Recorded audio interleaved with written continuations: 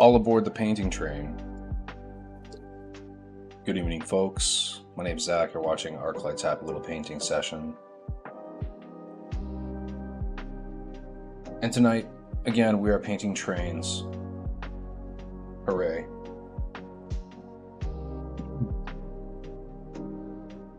Got quite a lot of positive feedback on my most recent social media posts, especially regarding the windscreen on the monorail passenger car engine windshield and all that. Definitely very, very excited to get into that technique tonight. SENMM, as many people call it, also called Sky Earth Non-Metallic Metal. Seems to be quite the enigma to most people. So I want to dispel a lot of the kind of voodoo mystery around it, because it's actually a relatively simple process. It does take some patience and a little bit of care, some good brush control, and just kind of a good understanding of where you want to place your colors, but it's a relatively simple process. Hey, it's crunch time, just sitting down to do some painting myself. Saw your post on BT PC and figured I would put this on in the background for inspiration. Awesome, man. Always happy to inspire. Let me know what you're painting. I'm very curious. Rashida, what's going on, Kevin? Sorry I couldn't pop by your stream last night. Got busy with, family stuff.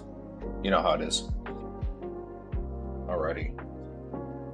Let's get to this thusly. I'm gonna quickly do a little changeover in audio and screens and all that good stuff, and we will get over to the painting desk.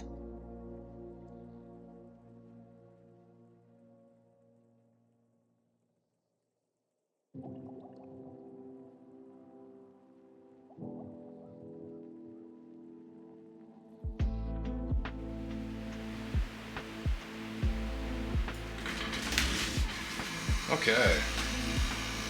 Pardon my beverage.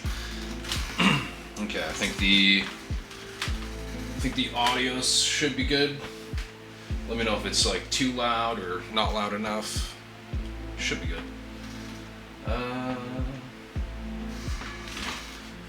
No worries, not like I can teach you much. Oh, stop it, you are a silly man. Hey, it's crunch time. Clan Wolf Beta, the tan top, gray bottom ones. 15 mechs, 2 fighters, 5 stars of elementals. Do you mean 5 stars or 5 points of elementals? Because 5 stars is a drastic increase from 5 points. Looking forward to this. I can't wrap my head around SENMM. Honestly, there's like just a couple basic rules of thumb. And if you stick to those, you can't really go wrong.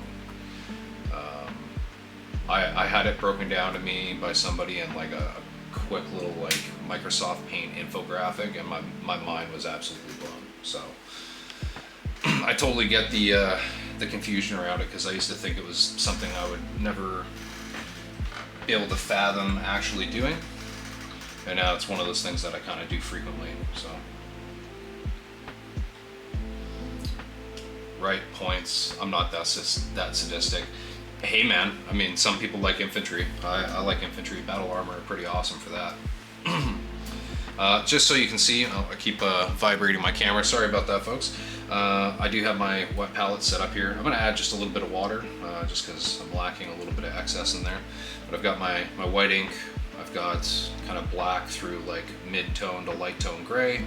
I've got brown through khaki.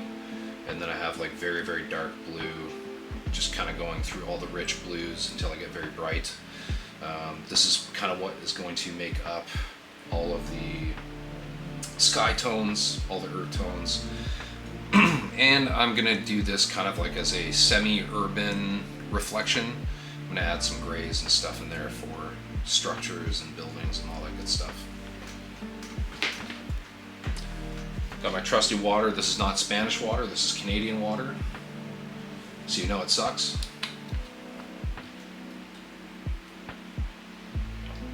I joke our water's actually pretty clean as far as tap water goes, but you know. Alright, first things first, I'm going to go ahead and just quickly block in with some black the actual windscreen area. I'll go ahead and zoom this in.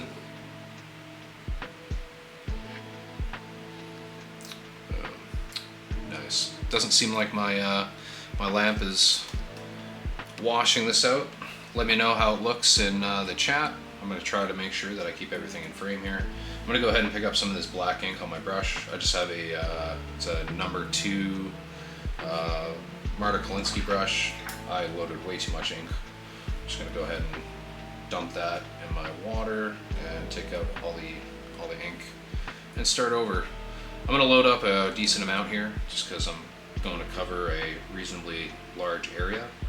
I'm just going to fill all this stuff in with black, and then after I fill it in with black, I'm going to start kind of delineating my horizon lines. And I'm going to do that with kind of the base colors for the earth tones as well as the base colors for the sky tones. And then once you delineate the horizon, it's just a matter of keeping the gradient moving in the correct direction. And you will see what I mean when we get there.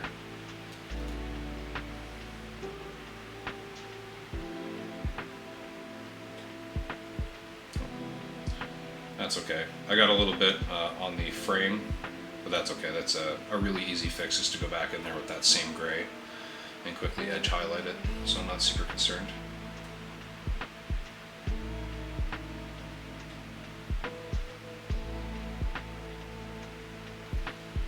Oops. I do want to try to avoid putting too much pressure on this miniature, just because it is just kind of gently super glued onto the end of a flat cut sprue. So it doesn't take a lot of pressure to dislodge this thing and send it falling.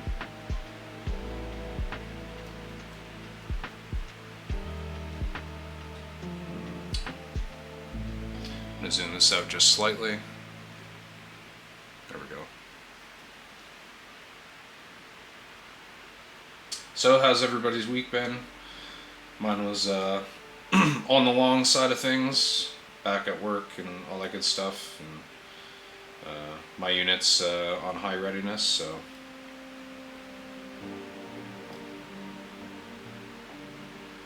it's been busy.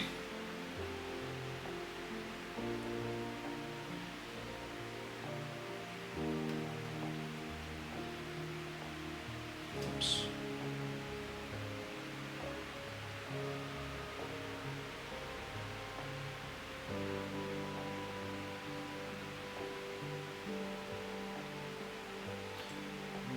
Just kind of touching up a few areas that I don't feel like are as black as they should be. Just gonna go ahead and rinse my brush, that way I just had a little bit of black ink creeping up towards my ferrule, so I didn't want that to make its way all the way in there. Just gonna go ahead and hit these little side panels.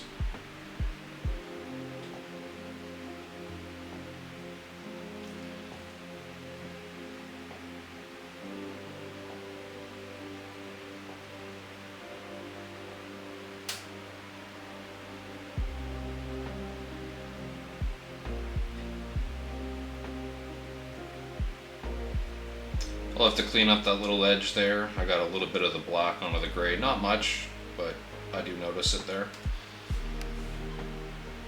Not the neatest.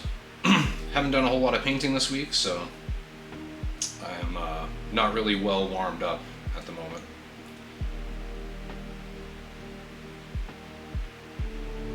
It's been a bit of a long day. Clean the house. Nice do the weekly deep clean with the old lady. And then we also did some family photos this morning with our daughter. That was very fun. At our house, so had our pets involved and all that good stuff.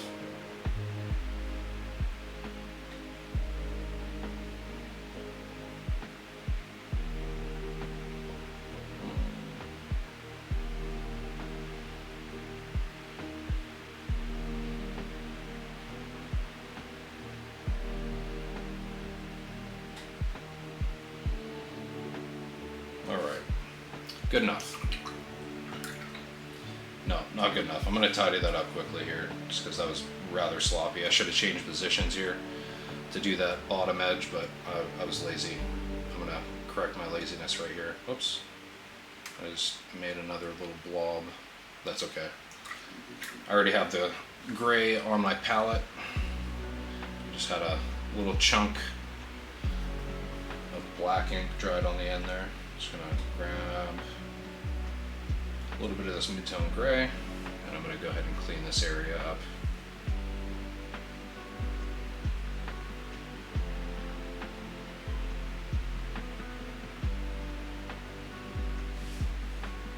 A little bit more.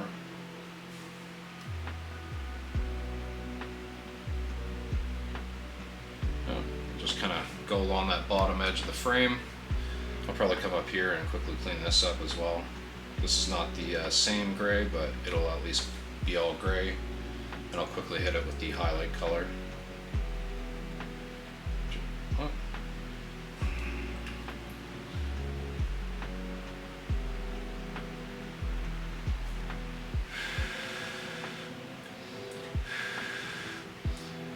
Yes, this will be recorded, Kevin. I'll be putting it up on YouTube. I do need to still upload last week's stream to YouTube, but I will get that uploaded this weekend along with this one. I'm going to upload them both tomorrow. Sounds like you gotta go, which I totally get because it's Saturday and you have kids and a wife.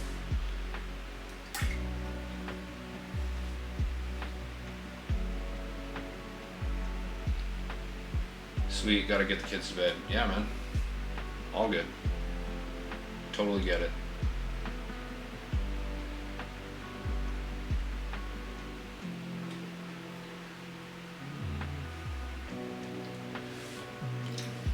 Just slopping it up right now. Go ahead and fix this quickly.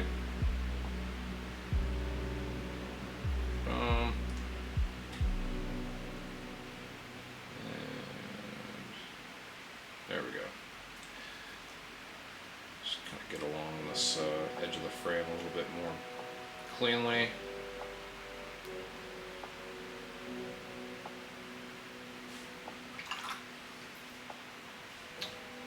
Sorry, dude. Looking forward to seeing the process. Rock on, man. Oh, thanks a lot, man. No, nothing to apologize for. Seriously.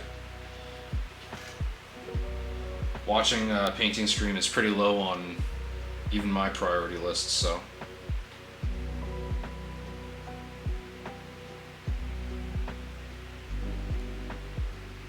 And I have a lot of funny priorities.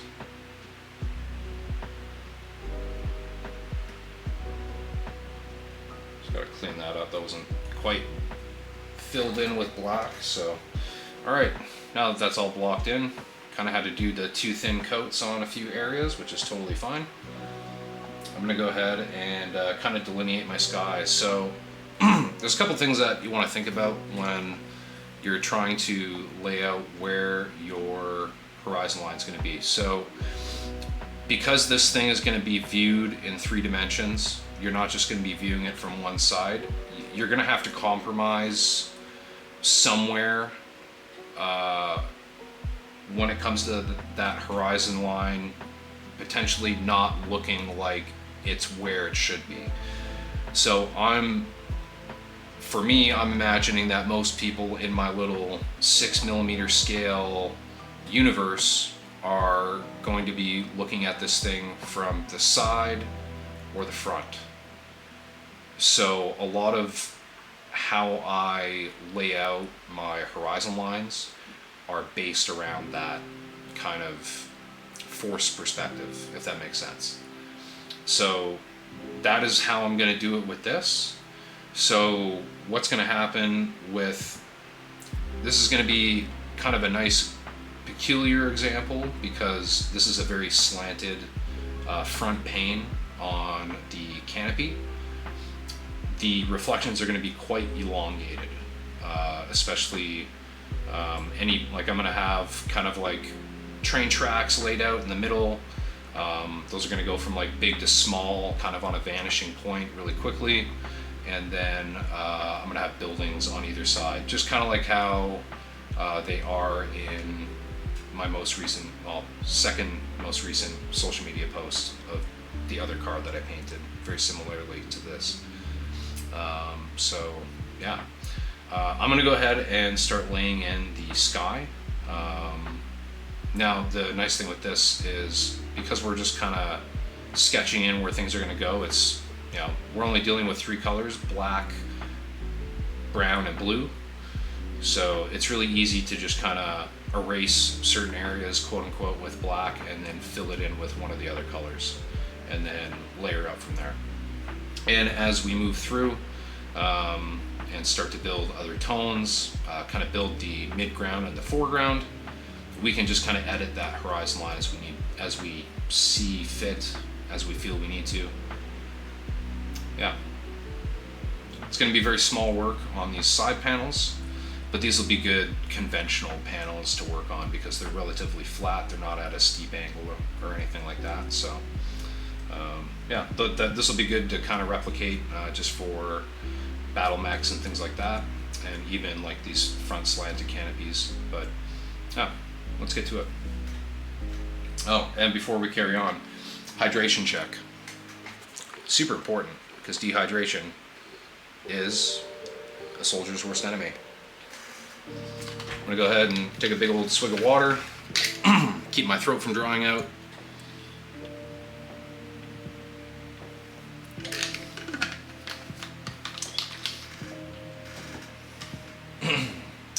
And I'm gonna go ahead and take a big old swig of my wobbly pop.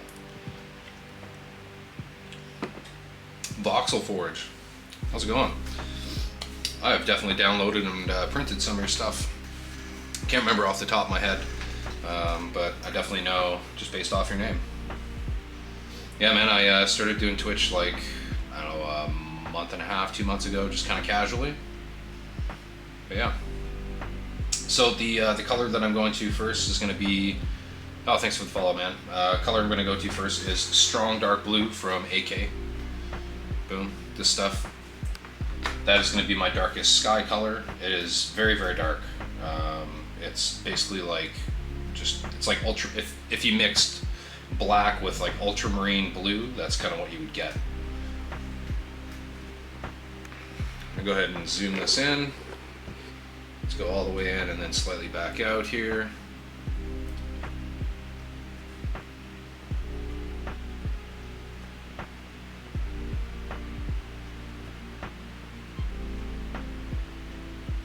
This doesn't need to be super filled in at this point, just kind of laying out the groundwork. And yeah.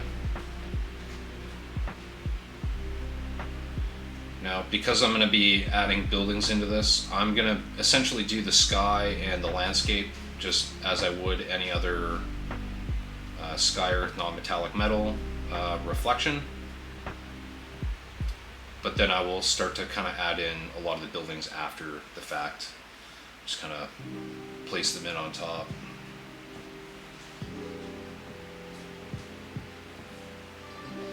I am thinning this paint slightly. I'm just kind of touching my my brush to the sponge on my wet palette just to load up just a tiny little bit of moisture, and then I'm kind of working a little bit of the paint out from the main pile of paint on my wet palette, and that's how I'm hydrating my paint. I'll show you briefly here.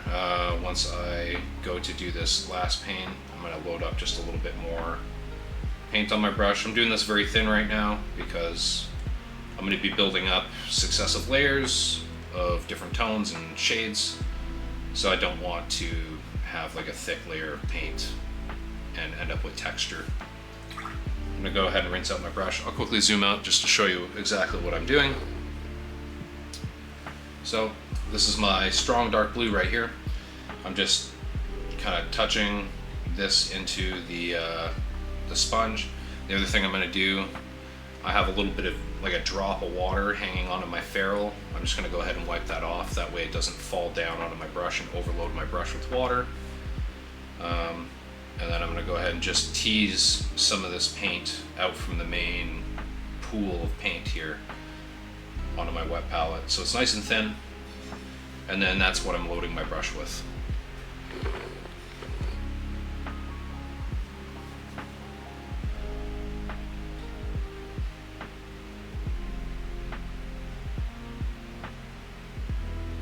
Now I'm just kind of coming down, like these are very steeply angled, so in my mind a lot of what you're going to be seeing on these front panels is going to be sky. You're not going to be seeing a huge amount of what's on the ground. The other example that I did in the images that I shared to my Instagram and my Facebook, those, while they look really good, they're not actually as realistic as they could be. So I wanted to kind of see if I can make these a little bit more streaky, make it look like this is more so in motion for this one.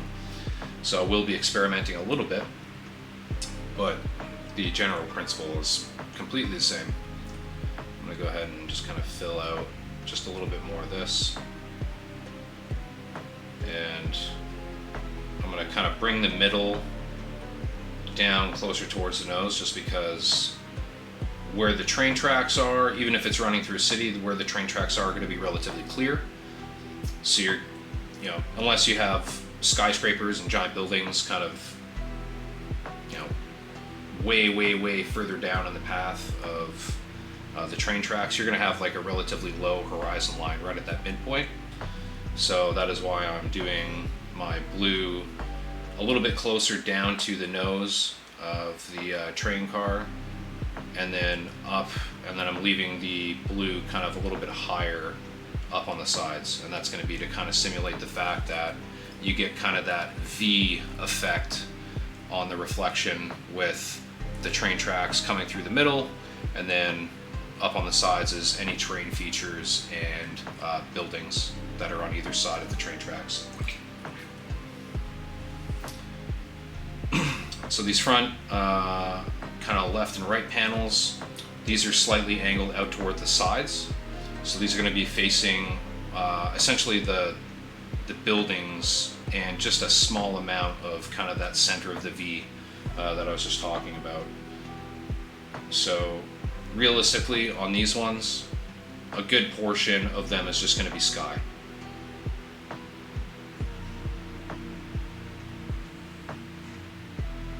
And then the remainder is going to be mostly building colors. So mostly grays, and then maybe just the tiniest little line of like brown tone on the very bottom edge of those panes. But mostly sky. And then on these sides here, the top little bit is going to be sky, and then the majority of this is going to end up being like building color, with the bottom little bit being earth tone. Just going to fill in a couple more areas.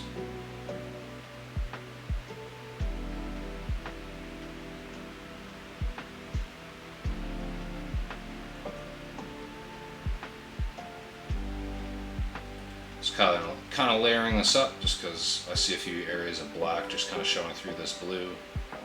It did go on very thin.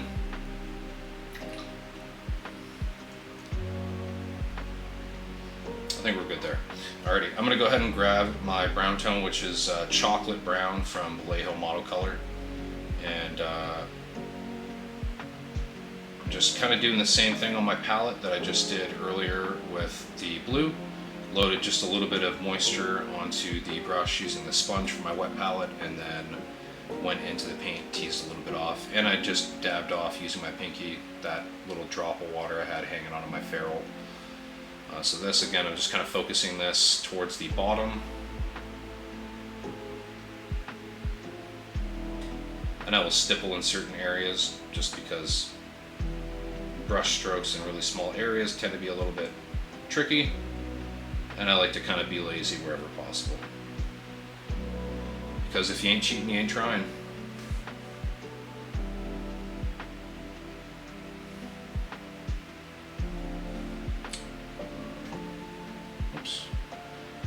get this at an angle where I'm not going to apply pressure to the train car itself.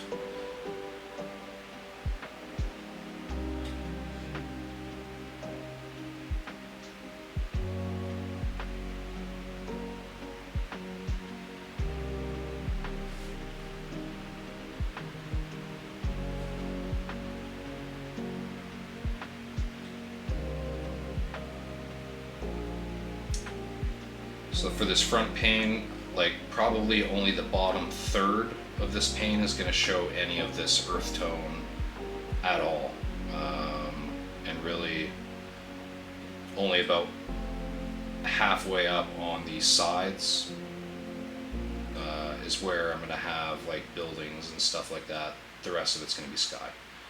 So we don't need to go too crazy here, but I'm just kind of stippling and kind of filling this area and kind of going over areas more than once if I need to. But you don't need to be super clean and neat, especially when it comes to this scale, even up close. Adding a little bit of variation and not having everything be completely even and smooth. Not necessarily smooth like physically texture-wise, that you definitely want that smooth, but smooth in the sense that everything's perfectly blended. You don't necessarily want that. What that's going to do is kind of give you a little bit more texture. So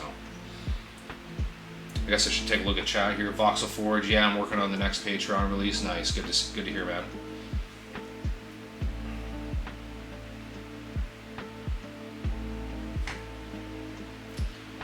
Alright, I'm going to go ahead and just touch up a little bit in the bottom of this panel. And I know I said that there's going to be a lot of gray tones kind of covering this, but I want to do the gray tones afterwards because I really want to fill out as much of this with terrain features. A, because not 100% of the reflection is going to be dominated by sky and buildings. I still want some terrain and earth tone poking through in the gaps.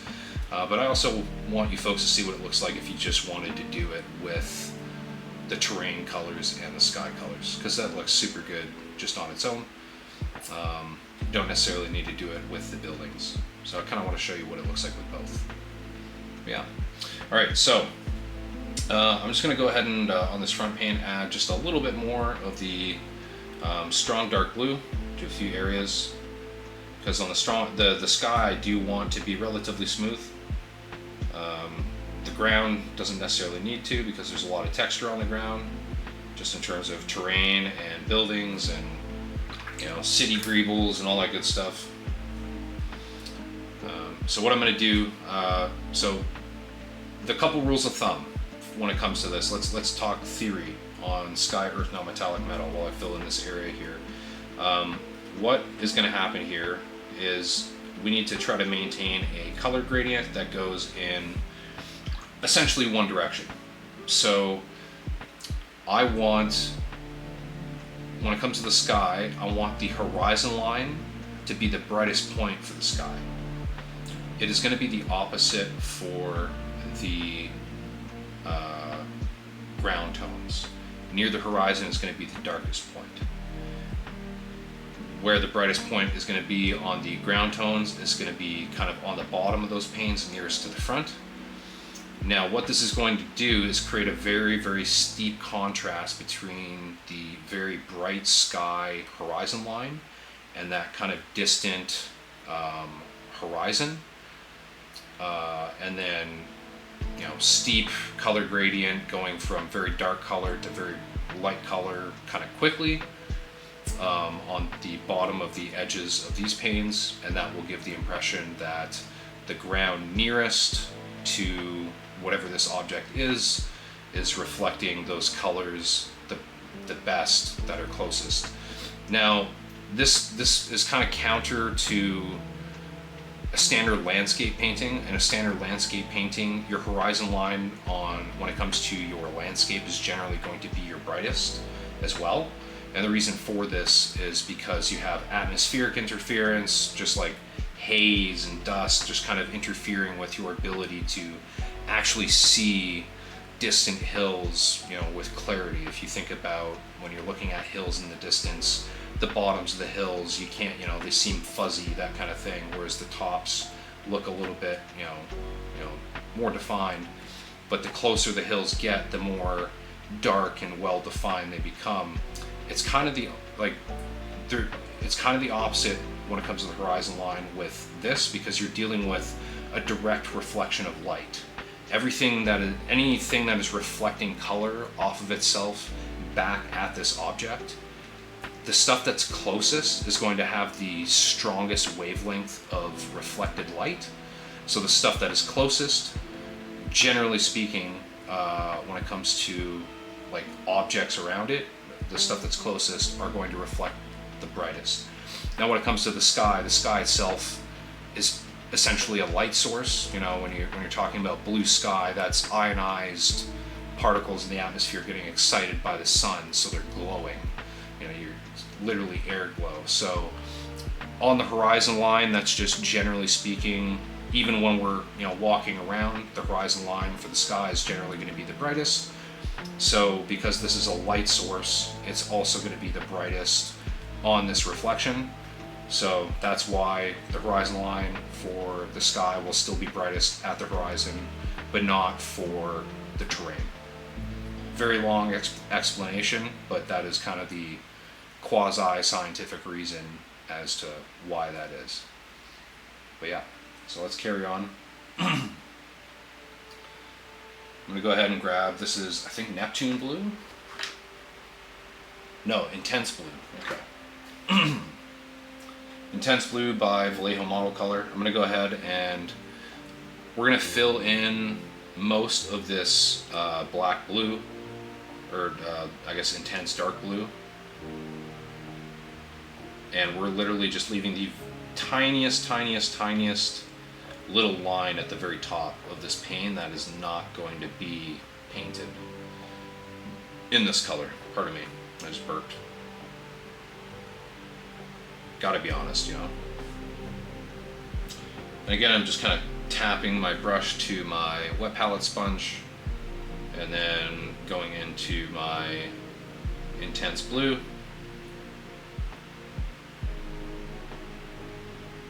and teasing it out from the main pool. Now for this, I'm going essentially right down to the horizon line where the earth tone begins, and I'm just leaving the tiniest gap of black between them. And that's because essentially you want what is essentially a black line kind of dividing the sky and the earth once all is said and done. It just helps to really amp up the contrast between the two sides, and you'll totally see what I mean once we get a little further along. So I'm just going to really make sure I bring this blue all the way down to that earth tone. I'm trying to be careful that I don't work wet paint areas too much, because I don't want to create streaks, like textured streaks. That's good enough for now. You can see this is still a very dark blue, but this is a little bit more punchy. You can kind of see this a lot better now in comparison to the blue that's on the other panels. This is really good for like a midnight blue. If you're doing like skies or anything like that, you want to do like a, well, I mean, we are doing skies here, but like I've used this color in my airbrush to do little sky backdrops, and it is a great color. Super vibrant for a dark blue. And I'm kind of filling most of this panel, because most of this panel is going to be sky.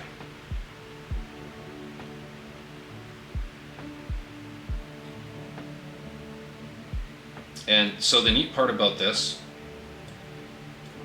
I don't need to have the horizon line here match this one. And they don't, like, the horizon line doesn't need to be straight, doesn't need to be clean, because no horizon line really is, unless you're in certain parts of my province where it's literally just flat farmland and there's no hills, or you're like in the open desert and there's absolutely no terrain features around. Generally speaking, most horizon lines, close and far, are going to be, undulating. You're going to have a lot of variation. So that's the neat part about this. You don't need to be super accurate, and yeah, as you go along, when you're working around your horizon line with your terrain colors, you don't actually need to completely fill in certain areas. Having slightly larger and slightly smaller, really dark areas helps to add to depth.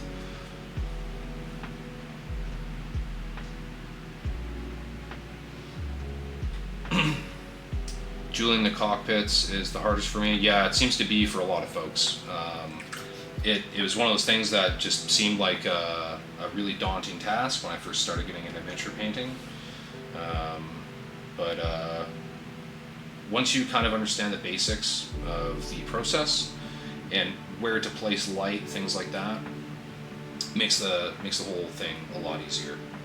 So for this, I'm literally just going to poke and stipple my blue on, because this is just kind of a weird, shitty little panel to work on. There's just no other word for it, it's just a shitty little panel.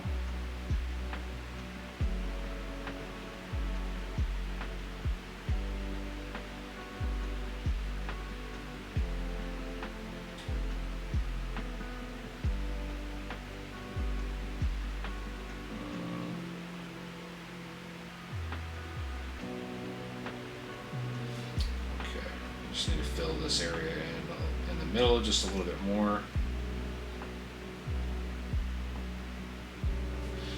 Okay. I'm just going to go ahead and have a sip of my drink.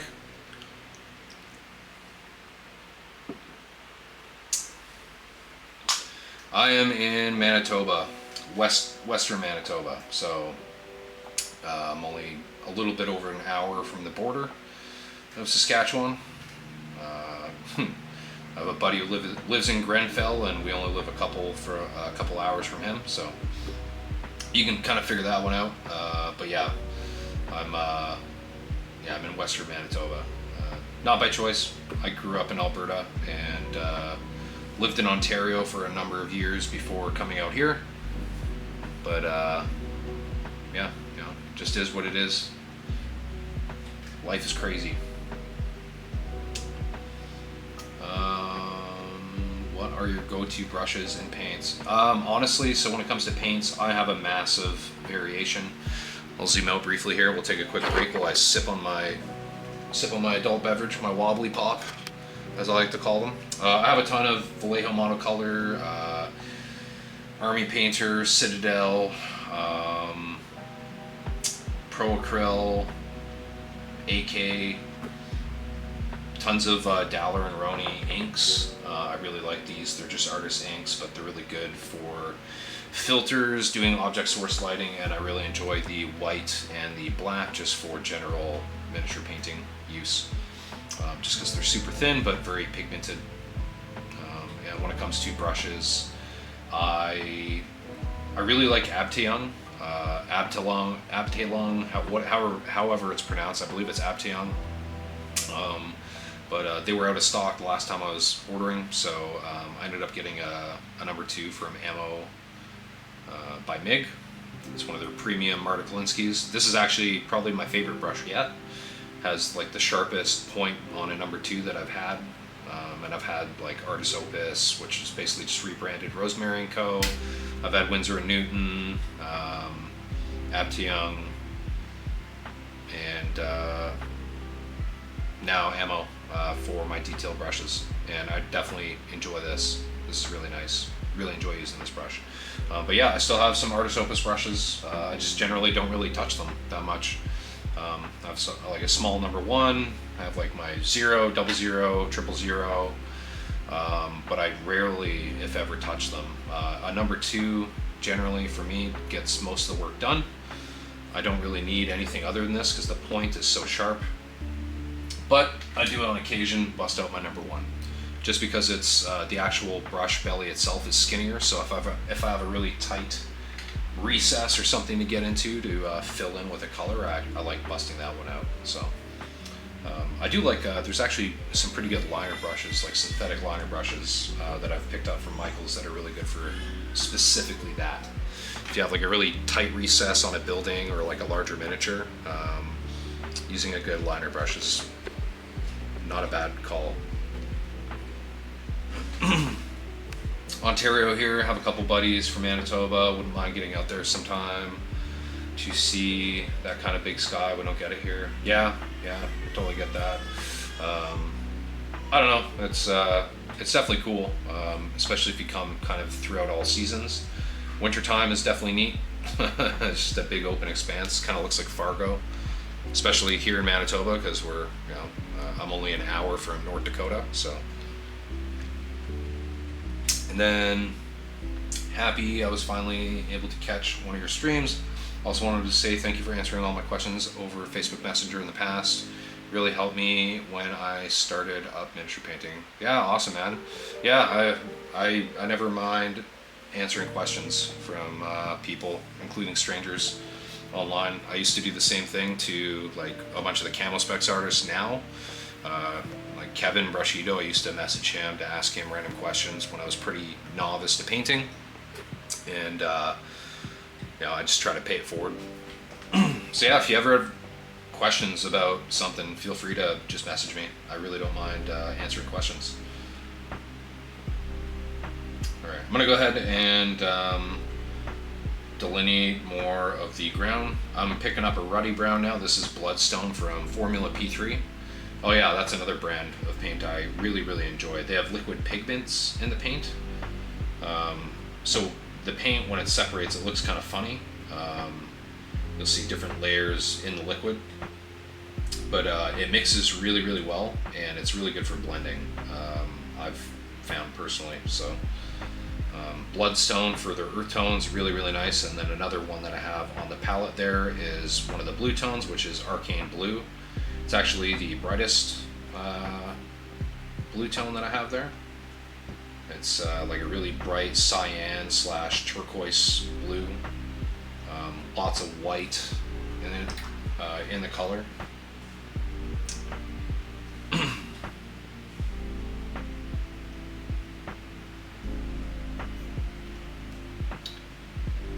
Again, this is gonna look kind of messy at this point because I'm just sketching in where kind of I want certain things to be, and I'll be kind of fussing back and forth a little bit while I kind of yay or nay certain spots.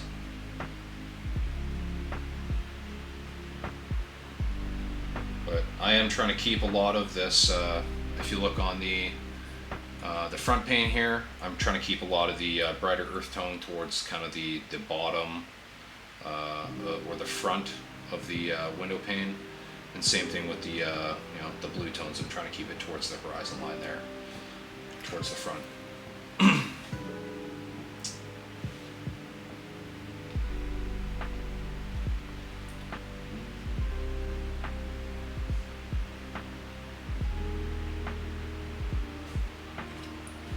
I'm just going to come back in with a little bit of black here and clean up where I messed up a little bit with this brown. Just got a little chunk on there.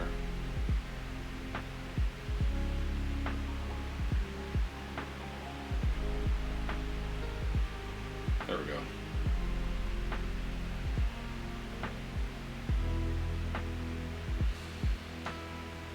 Good enough for now. I'll go back in with some gray and clean up over the edge of the black in a bit.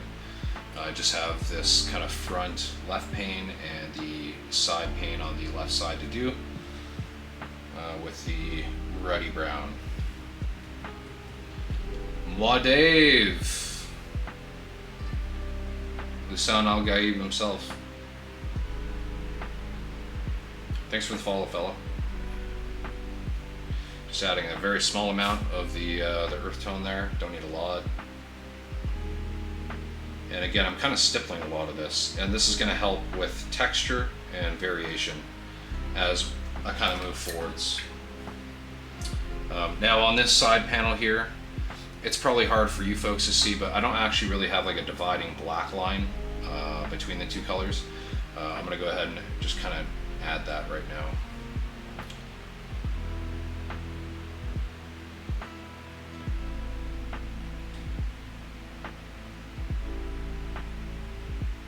And that's good enough. Doesn't need to be thick, just now you can actually kind of see it, whereas before you couldn't.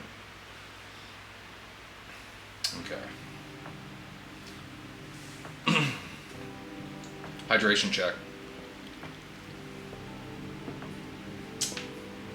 Okay, now I'm going to go in with a little bit of the ultramarine blue that I have. I am going to mix this very gently with a little bit of crystal blue. Both of these are Army Painter colors. Pardon me, I had a frog in my throat that made me sound like a lispy 14-year-old there for a second. Yeah, I have a little bit of ultramarine blue and crystal blue from the Army Painter. Just kind of mixing them together a little bit. And just kind of show you what that color looks like here on my nail.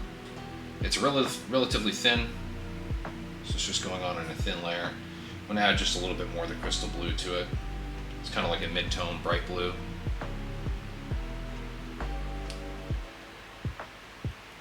I'm going to go ahead and to try and brace, I'm going to do this. That way I can kind of brace on top of my hand here. Now this looks very bright initially, but this is very thin, so this is not going to dry anywhere as close to as bright as this. I do have a little bit of excess moisture in there that I'm going to pull off though, because I don't like that.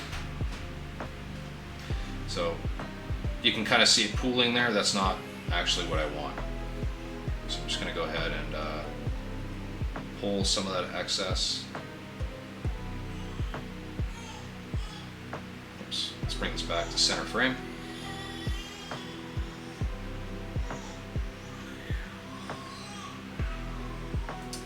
Did the Snords Irregulars commission for my buddy back in the day. Nice. Yeah, that's one of the few commissions I've actually done. I haven't done a huge amount of commission work just because I don't really, like, my schedule is all over the place, kind of, and especially now that I have a little one, I just don't really have the time, unfortunately. I don't even have time for my own stuff, which is slightly upsetting sometimes, but it's just part of the game. But yeah, those Snords Irregulars, I think I worked on 4 lances. At least 3 lances. I'm pretty sure 4. I believe it was 16 mechs. All olive drab with like brown lines or stripes. Kind of like campaign stripes. I think that was what he wanted, almost like campaign stripes. Like the white campaign stripes you see on like aircraft, except he wanted them in brown.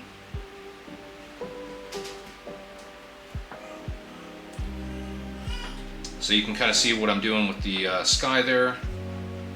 It's very dark up at the top and it's starting to build the brightness a little bit towards the bottom. I'm just going to keep continuing with this. And it'll get brighter and brighter and brighter, more and more contrast. There's just too much moisture in this mix for some reason. I'm just going to zoom this out here. I had a bit of a mishap with this earlier. I mixed it pretty well, and then the cap, like the nozzle cap, came out with this, and I didn't realize, and I ended up putting way too much of this paint onto my wet palette. Super not fun, man. I'm gonna go ahead and grab just a little bit of this, because it's actually a pretty thin paint in the bottle. It's an older production of Army Painter. Oops, zoom that back out slightly. I just want to change my lighting angle here slightly.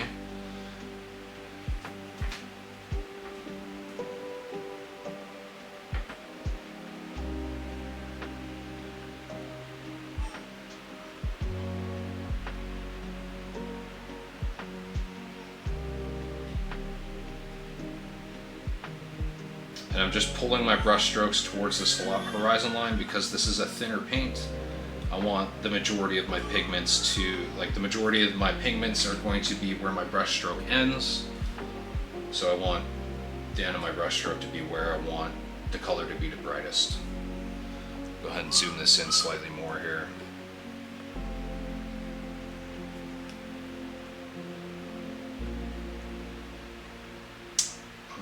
It's the first of 2 force packs and the starter kit. Yep, yeah, it was right after the clan invasion was released. Where do you get those green, yellow, circular decals? Oh, these are from Death Ray Designs. They're the roundels, I believe is what they're called. Yeah, there's a few different variations of them. Like there's these ones, there's ones that are like mostly blue with like these orange chevrons. Yeah. So this sky looks kind of rough right now, but that's totally fine. I'm just sketching it. So I'm gonna quickly, I'll glaze transition that afterward. Totally not a big deal. On some of these side panels here, I won't necessarily need to do that because they're small areas. But on that big area, to make it less janky, I'll definitely glaze transition some of these areas just to make it look not so rough. Moi Dave, I'm consistently jealous of your pictures and you post in Discord. Glad I could catch this stream. This already looks awesome. Thanks a lot, man. Appreciate it.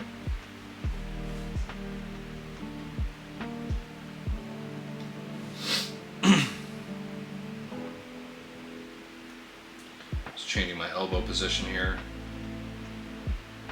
before I continue.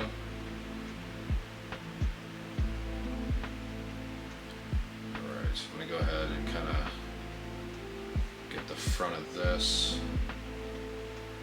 Actually, I'm going to kind of attack it from this angle. Sometimes when you have like custom holders like this and you're trying not to accidentally knock your miniature off the holder you've made for it, you got to get a little bit creative. So I'm just kind of stippling this color on. We'll have to clean some of this up, but that's totally fine. Again, we're just sketching these colors in, and then as we kind of, lay all the colors in where we want, we can kind of go back and start fixing some of the transition areas, make them look a little bit nicer.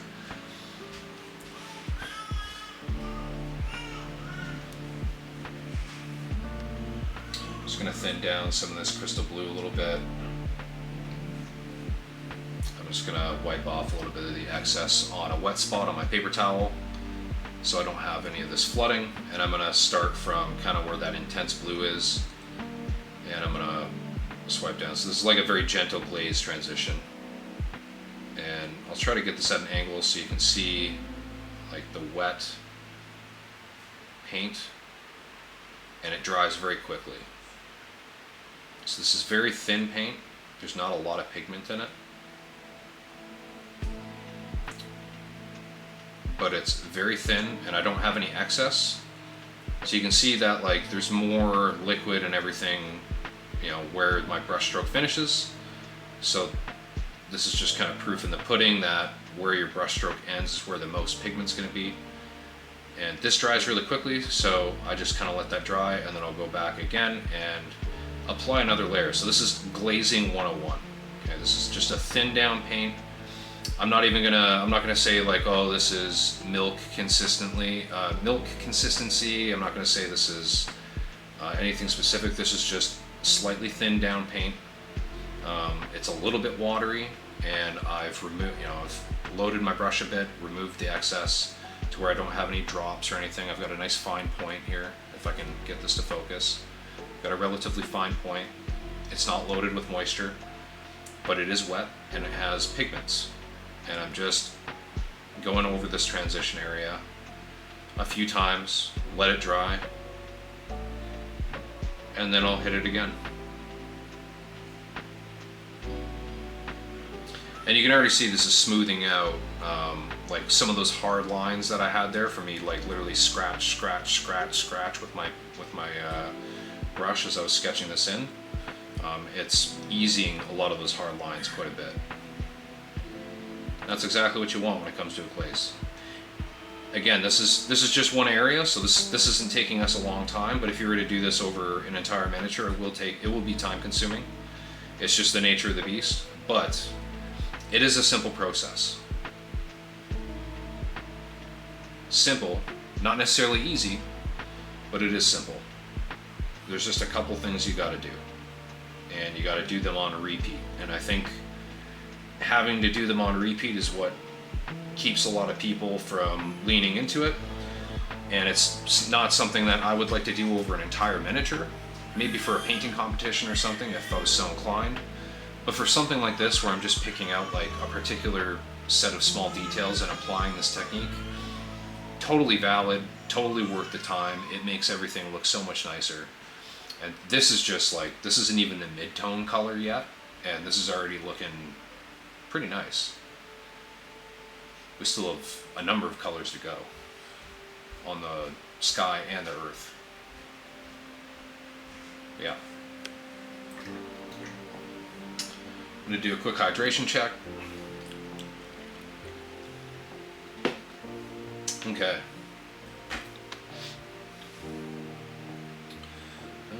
I'm going to leave the side panels. Actually, no, that is atrocious, that front left one. That front left. I'm going to clean these up. I got ahead of myself here. I'm going to thin this down just slightly.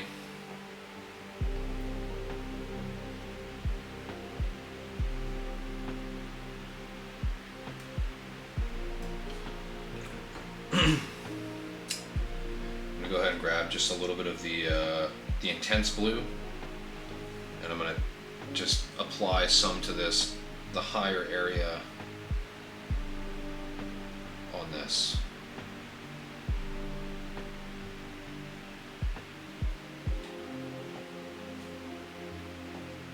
Just to kind of ease that, because there's a little bit too much of the crystal blue. I'm also going to go and tidy up the transition, like the horizon line on this.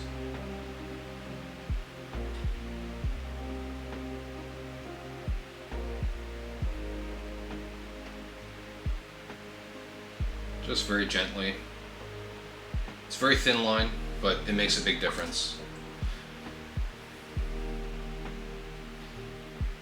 I've got a few areas kind of on the edge of the of that side panel I got to clean up too, but I'm going to do that towards the end. I'm not super concerned. Boom. Alrighty. I'm just going to quickly change the playlist, folks.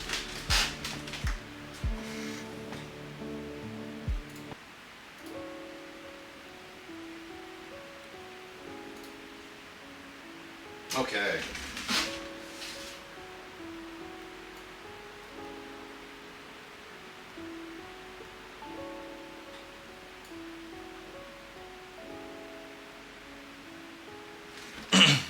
All right. Now I'm going to go into the earth tone again, just because I like to work back and forth and kind of build both sides as I go. I know some people like to build one side then the other. To me, those people are heathens. I don't understand how they operate or how they live life as a normal, sane human being.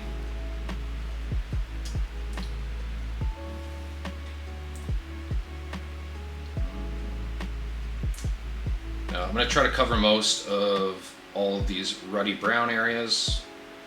This is a Monster Brown from the Army Painter. It's just a good mid-tone brown. And I'm leaving just the tiniest little bits of that ruddy brown sticking through kind of the top there. I'm gonna kind of hit a few of these little areas up here nearest the horizon, so you'll see there's a bit of a gap. That's totally fine. I'm just adding a little bit of depth. So there's like a ridge or a finger on a hill back there that's catching light. Again, I'm just kind of stippling this. This isn't like super neat and tidy work. I'm just tapping and scratching. Just like so.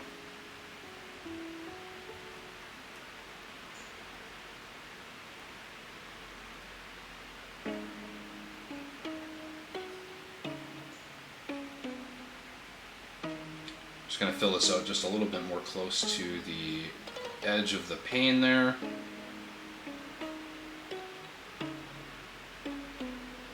Just kind of firm up those lines a little bit.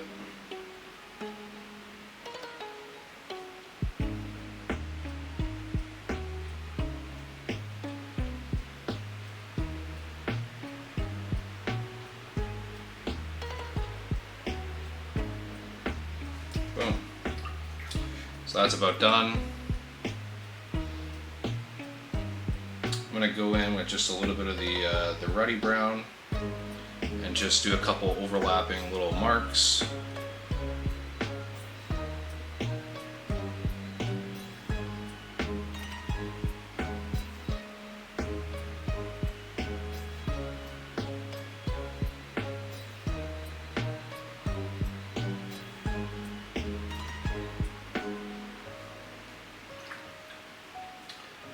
Okay, I'm going to go back to the Monster Brown and we're going to go to the side panels.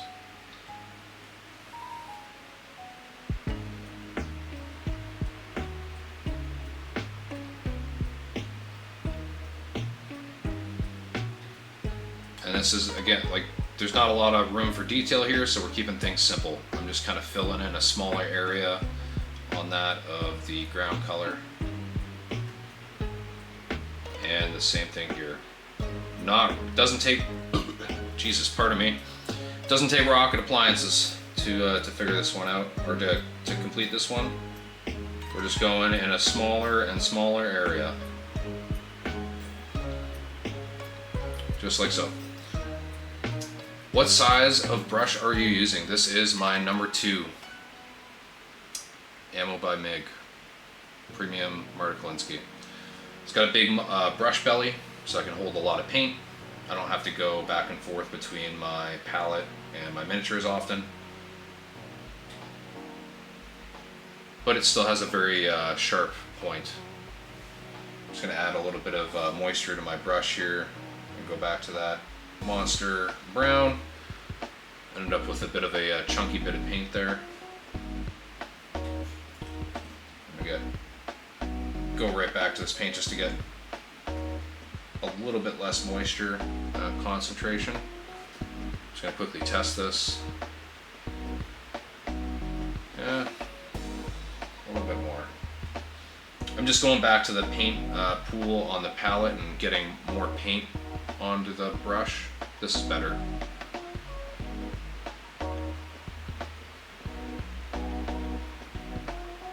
I want it to come off smooth, but I don't want it to come off too thin, just because I don't want to have to apply too many layers.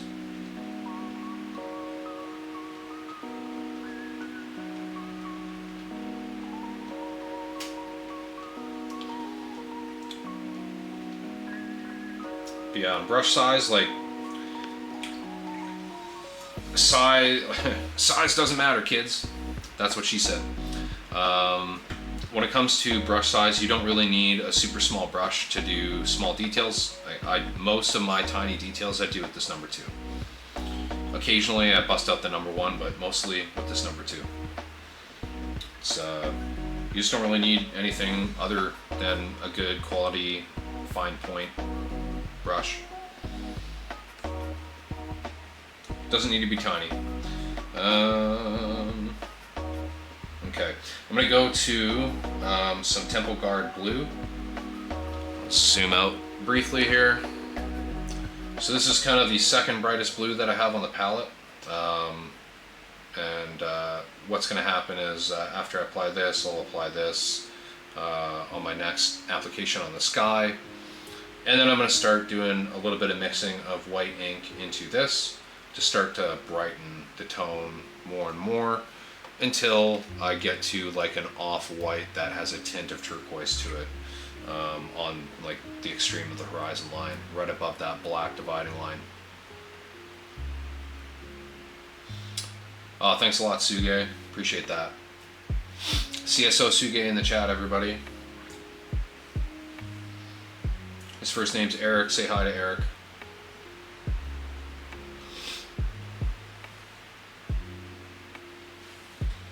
Left-handed painters are the best, by the way. Oh, I appreciate that. I just thought I was a dirty heathen.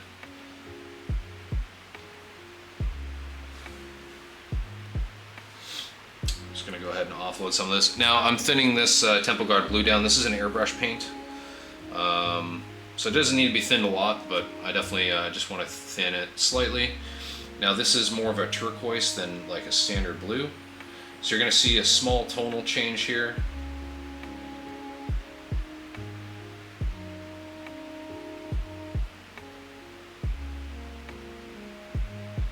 It's like a lot brighter, and the tonal quality is just slightly different than the previous blues that were laid down.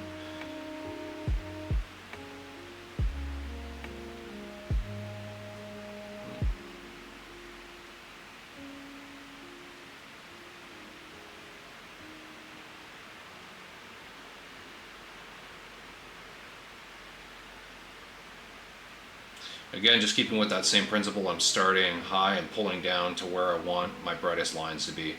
Now, I've kind of gone through and like this is way more punchy now, a lot brighter. I'm just waiting for the kind of the apex of this little V shape that I'm creating to dry. And I'm going to come back to this and just kind of reinforce the lower section. Now, you're going to be tempted to kind of fill in more of this. Don't. I really find that less is more when you start applying these later layers. Having these very steep gradients of color really help to drive up contrast. This is what makes it look brighter, when in fact the actual area of bright blue is very small. And the reason why it looks so bright is because the actual area of bright blue is so small in comparison to the very dark blue values that we have up here. So don't get tempted, like resist the temptation to fill a lot of this crystal blue area in. If you need to later on, you can, and you can kind of glaze it in very lightly. That way you don't overdo it right off the hop, but definitely resist that temptation and just stick around this horizon area. Focus on the horizon, man. What lays ahead of you, man.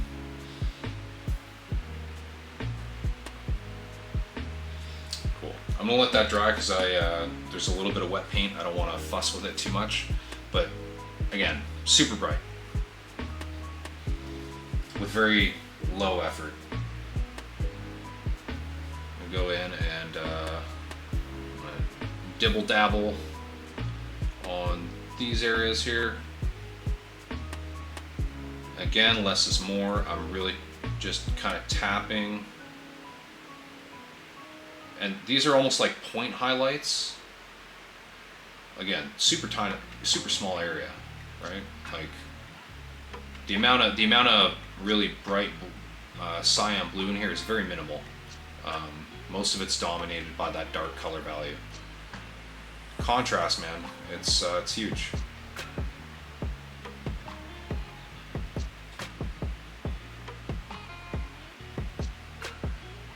Okay.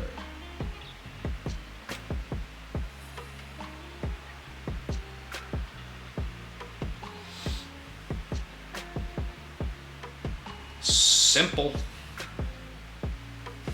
I'm gonna go ahead and rinse my brush. Speaking of rinsing and water, hydration check.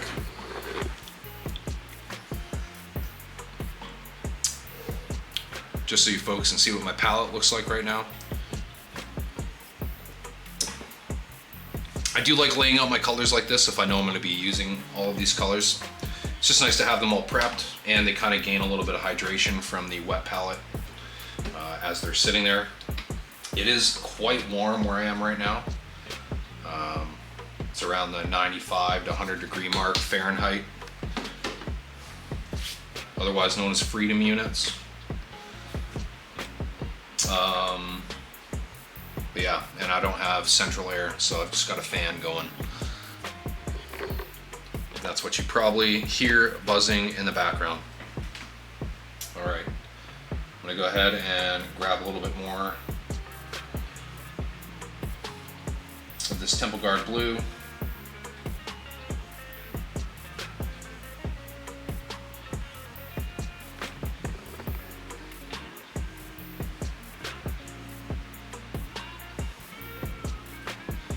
I kind of hold and brace like this.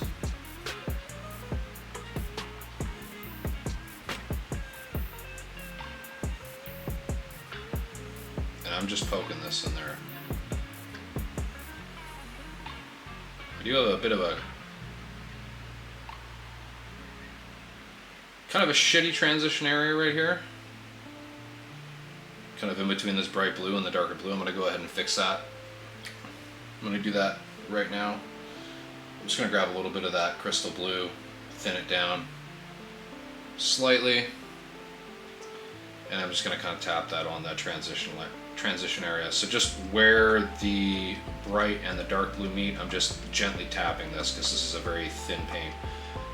Not a lot, just kind of tap some on there, pull the brush away, let it dry, see how it looks. I'm going to go back and fix a couple tiny other spots here.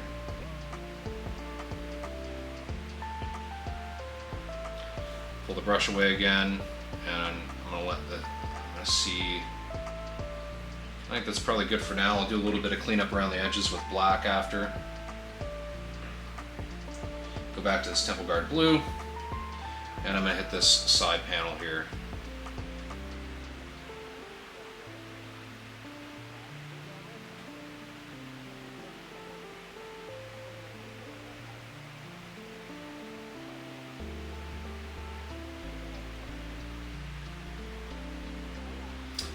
So again, it's not the best transition area, so I'm gonna come in with a little bit of the intense blue, which is kind of the second darkest blue.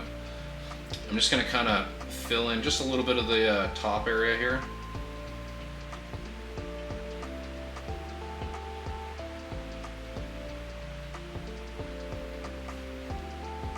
And then I'm gonna go ahead and grab some of the crystal blue, thinned just so slightly, and hit that transition area.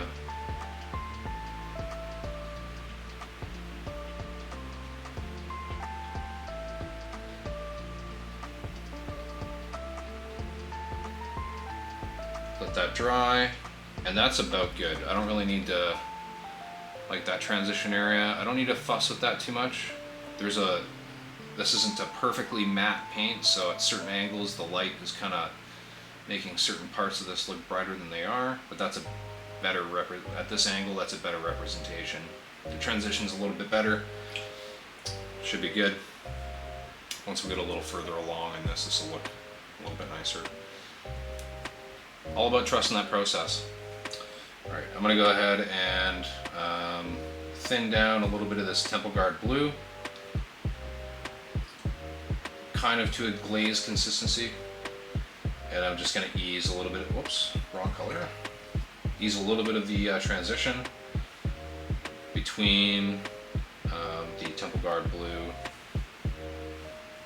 and the crystal blue. Sorry, trying to focus on two things at once while I'm talking here, and struggling, dude. Okay, I'm going to quickly test this here. Yeah, very thin. It's leaving blue on my nail, but it's a see-through blue. That's exactly what I want. So I'm going to come back up to here. And just kind of focusing on wherever I can kind of tell that this Temple Guard blue overlaps the crystal blue. And then focusing in and around the horizon line.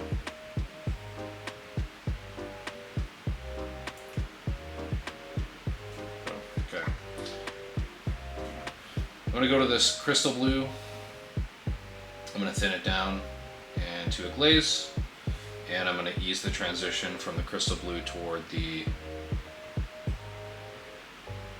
from the Temple Guard blue toward the crystal blue here.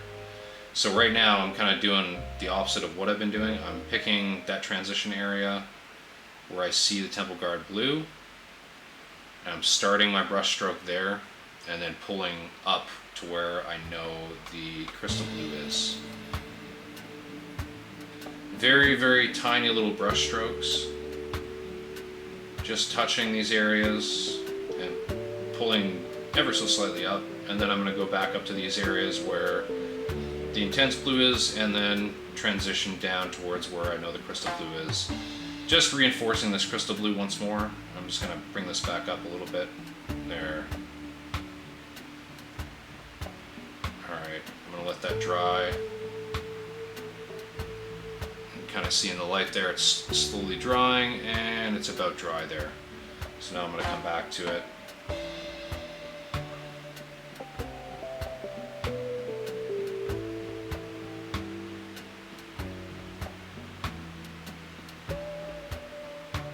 And going up.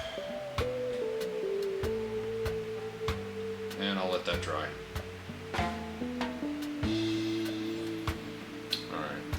Transition area is starting to get smoother. I'm going to kind of tilt this down more towards, you know, eye level almost. And you can kind of see where this is going a little bit. Very simple just with the landscape colors right now.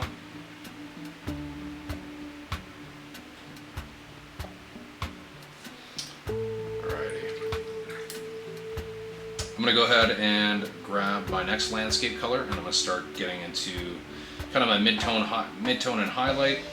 So this is Desert Yellow from Vallejo Model Color. It's almost like, I was kind of joking about this on another stream I did, but it's almost like Nazi mustard yellow.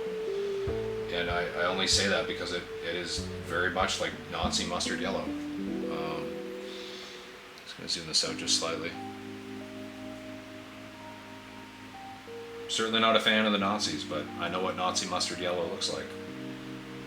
And this is it.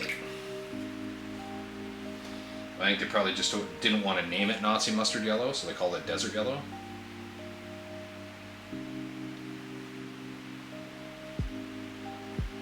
I'm partially joking, of course.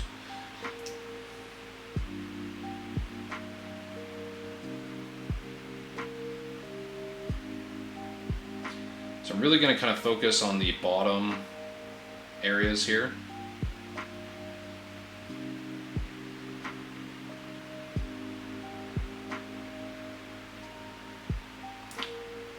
I'm going to zoom this in slightly for you.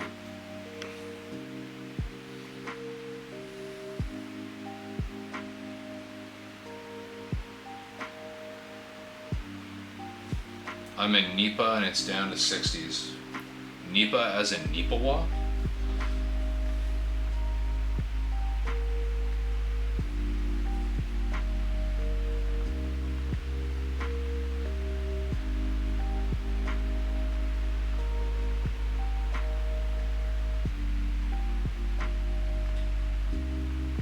Just focusing on this bottom area here.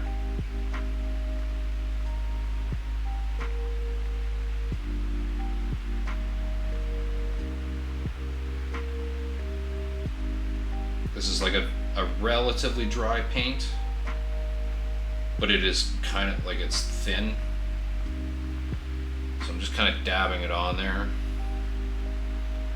And you can see it's like textured-ish, but not, it's like not actually textured. It's just like it's creating ground texture, if that makes sense. Oh, Northeast Pennsylvania. Okay. That makes sense. I've been to northern Pennsylvania.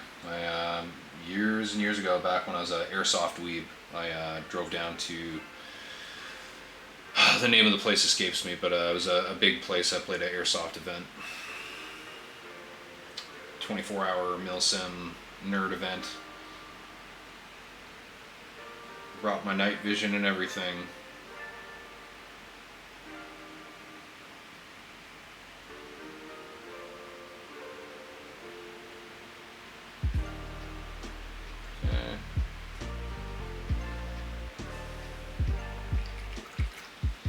Armory something something.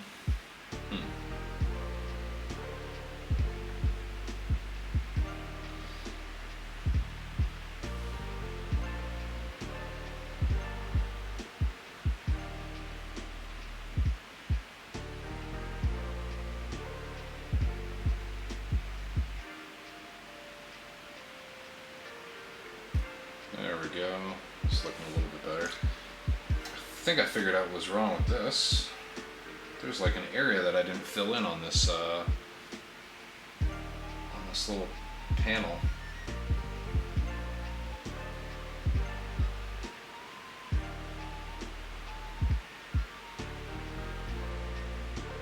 There we go. tidy that up a little bit here with some black.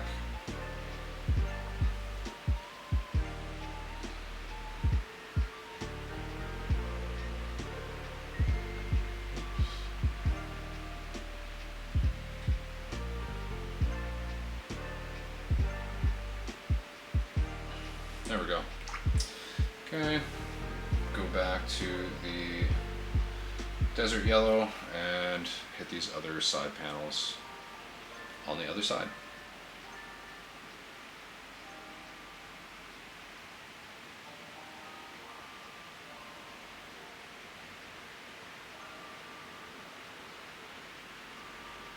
And I'm just focusing in very small areas right now towards the bottoms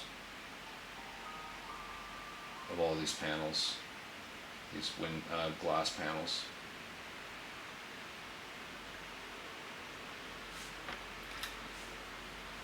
Once I start getting into my highlight colors, the contrast on the bottom halves of the terrain there is going to start to punch up quite a bit. It's going to be some bright khakis, and then I'll mix in some like off-whites. Be pretty nice. But you can kind of see the direction this is going. We're kind of at the mid-tones right now. We'll start moving into the highlight colors shortly here. What's going on with Underhead? Or shall I say Chris? Happy to see you pop by. Alrighty. I'm gonna go to the sky color again here. I'm just gonna pick up a little bit of arcane blue. This is Formula P3 color. Really enjoy this color. It's a very bright turquoise. I have way too much moisture on my brush, so I'm gonna pull this off there. Okay. I'm just gonna turn the brightness up on this briefly.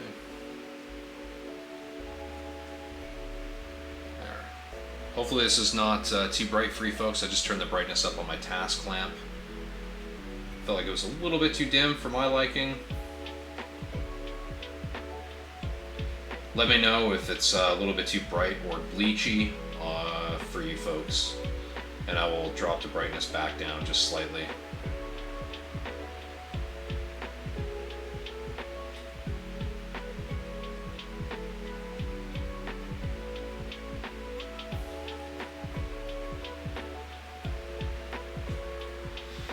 Again, just really focusing near that horizon line. You can kind of see the paint drying there.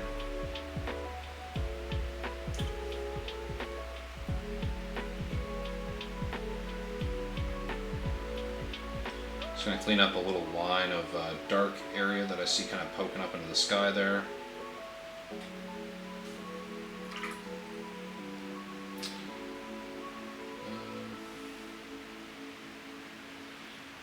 Back to this arcane blue, pick up a little bit more paint. I'm going to come to the other panels briefly.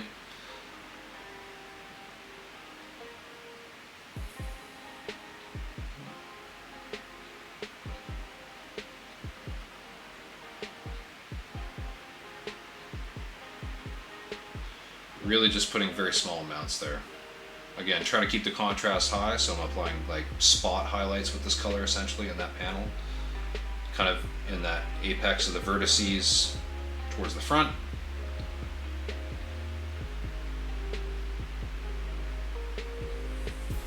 Just kind of dabbing along this horizon line. I'm putting a little bit more towards the front, just because, not necessarily because it's realistic, just because it looks a little bit more interesting.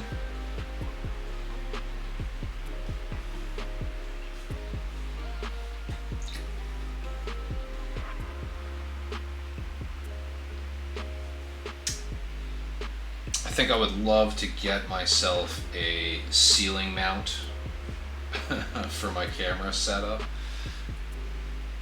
Is having it on my desk. I have it's a adjustable desk, so it, I can put it to standing height and all that. But because of that, it does mean that when I have my elbows on it, like I do right now, it tends to rock just slightly.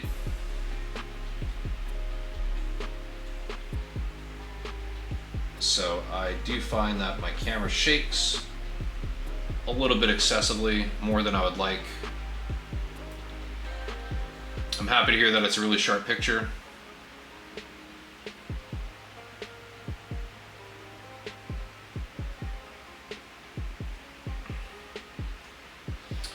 I did try, it was the newer, like NEEWER. It's like an overhead camera rig mount with like a crossbar and everything. It was just a little bit too much bar for what I needed, and it actually didn't quite get the camera into I couldn't quite get the camera into the position that I wanted to, so I ended up transitioning to just like an articulating arm, like a magic arm, which works pretty good. It's pretty solid, but you know, inevitably, like, it's a single arm, it's gonna wobble just slightly. The stabilization on my camera is pretty good, but it doesn't compensate for everything. But yeah, I've seen some pretty cool setups where guys literally just have a vertical bar mounted to like a block of pine wood that's bolted into a stud in the ceiling, and that looks pretty nice and solid. Seems like, you know, like you're not going to deal with a whole lot of issues like this. The other issue I'm running into is I have a pretty strong compressor for my airbrush. I have a Makita Quiet Series. I think it's a 10 or 15 horsepower. But yeah, it's their like 58 decibel one. It's actually not. It's pretty good. It's a super strong, good, efficient compressor. But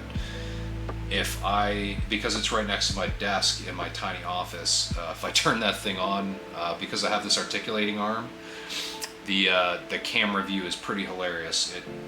It looks like drunk vision, essentially, just from the vibration from the compressor. So okay, I'm gonna try to steady that just slightly. Alrighty, there we go. I'm gonna go ahead and zoom this out, and I will show you folks what I'm doing on my wet palette. But before that, hydration break, actual hydration, H2SO.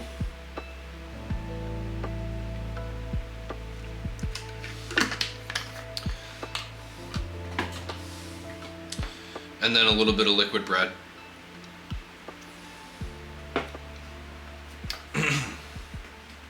Okay, so I'm gonna go ahead and grab a little bit of this white ink here.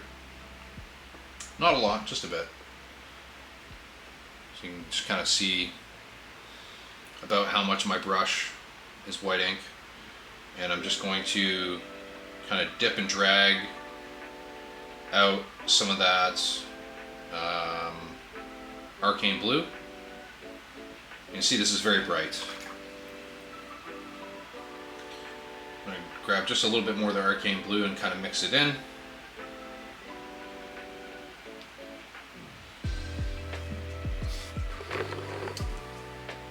Now the ink, the white ink rather, I'm going to zoom this all the way in and slightly back out. The white ink has a lot of moisture in it, so you don't need to thin the arcane blue any further. And we want a bolder light line for the highlight here. So this is nice and bright. I'm going to come in and I'm basically going to trace the horizon line here. See if I can zoom this in slightly.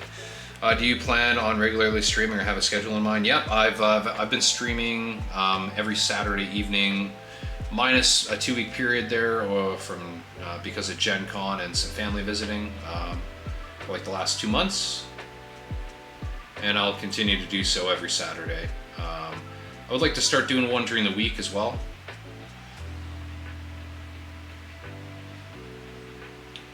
But just haven't quite got there yet. So I'm just kind of coming along the horizon line. It's not a super neat line that I'm doing right now. I'm going to try to fix that a little bit. I'm also trying not to press my elbows down onto the desktop too much because I want this camera a little bit more stable for this portion.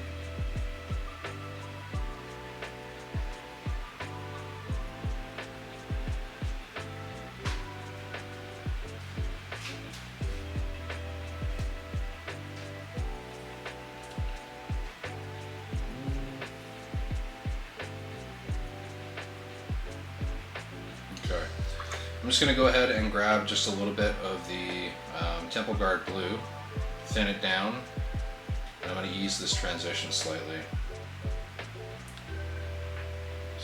I want it just a little bit too bold.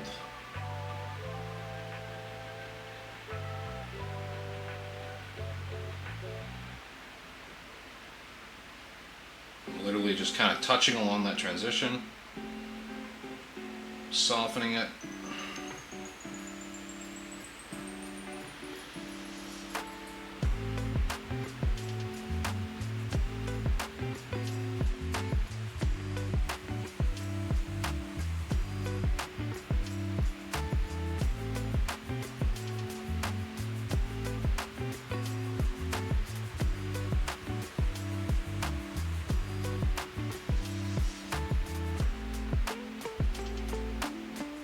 Again, I'm just trying to kind of tidy up this transition. So I'm just going back with previous color. I'm kind of mixing the Temple Guard blue with a bit of the Arcane blue and thinning it down to a glaze. I'm just kind of hitting that transition area as I get closer to the horizon.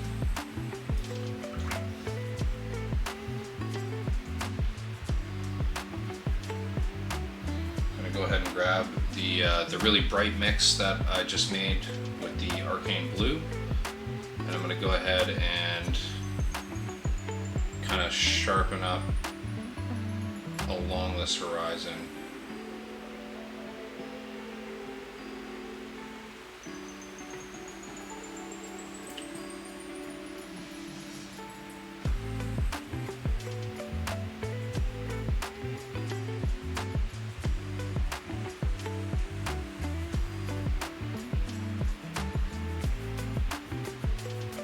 If y'all are digging the music, which I know I personally am, this is Harris Heller's Stream Beats.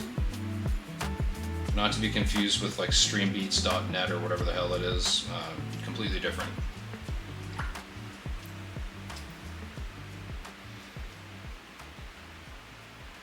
I'm gonna go ahead and just, as weird as this sounds, I'm gonna go ahead and kind of like jagged up this horizon line. And I say that just because I've kind of made it a little bit smooth. I'm just going to come in here with some black ink and just touch. Just a couple areas that I want to be darker and create just a little bit more variation.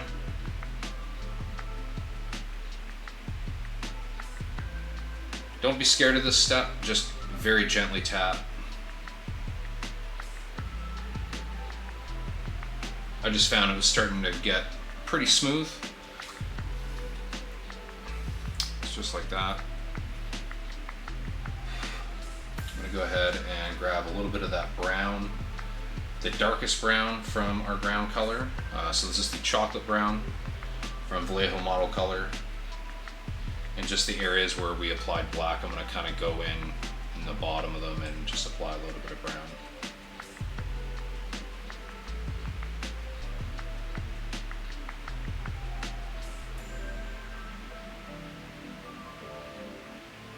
Very simple.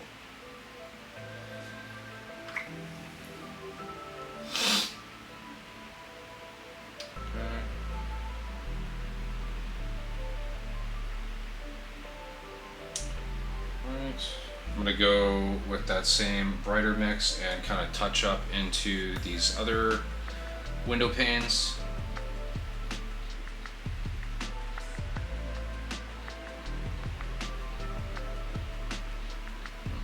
I'll have to touch that up just slightly.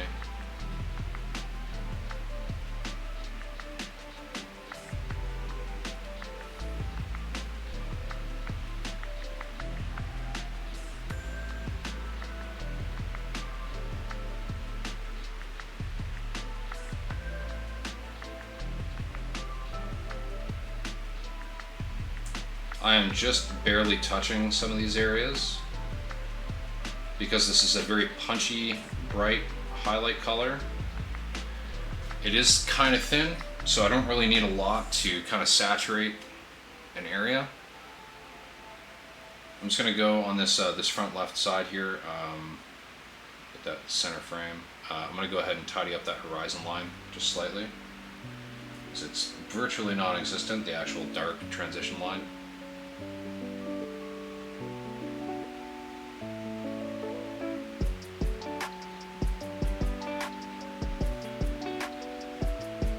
There. Added that in, we're good. Just want to tidy up this one a little bit. That's okay. I'm going to be adding buildings onto this one anyways, so it's not super necessary to be super neat. I'm going to go ahead and go to kind of the first highlight color on the ground, which is Hammerfall Khaki from Formula P3. This is very thin out of the bottle, so you don't need to thin it on the palette. At least mine is very, very thin. I'm kind of going to hit the entire edge of both sides here for the ground color.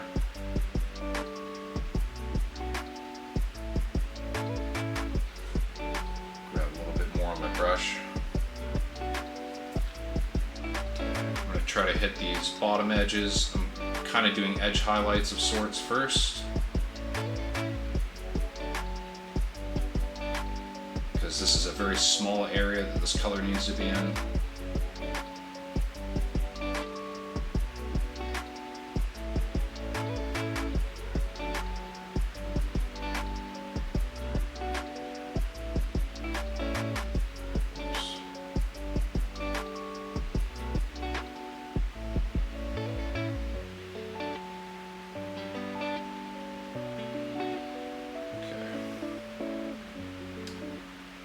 Kind of doing like quick little edge highlights around the front ends of those panels, or of that panel rather.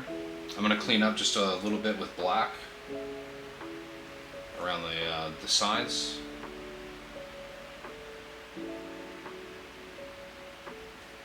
Pardon my hair.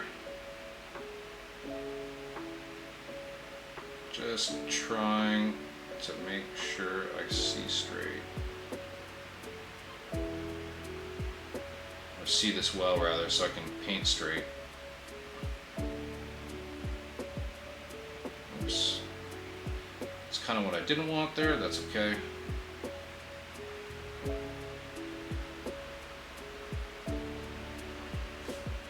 That's not the end of the world. I got way too much black on the ground color, but that's okay. I'm going to go back in there with just a little bit of the earth tone and I'll fix it.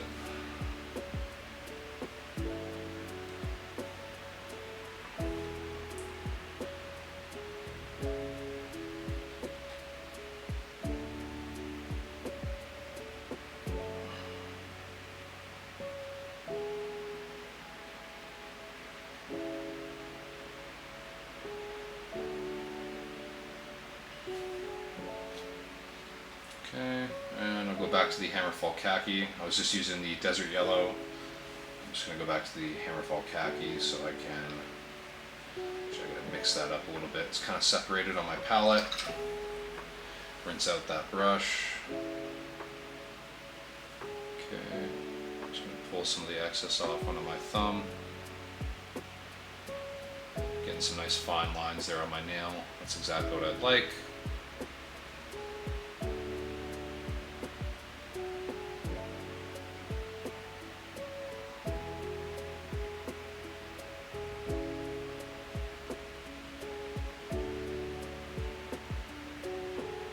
Nice fine lines, and then once I've kind of got all those fine lines along the edge, I just kind of stipple in near the bottom.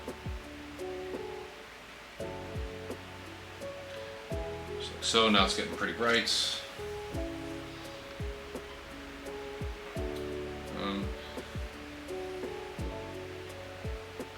Grabbing a little bit camera fall khaki, and I'll kind of touch up some of these other areas on the other panels.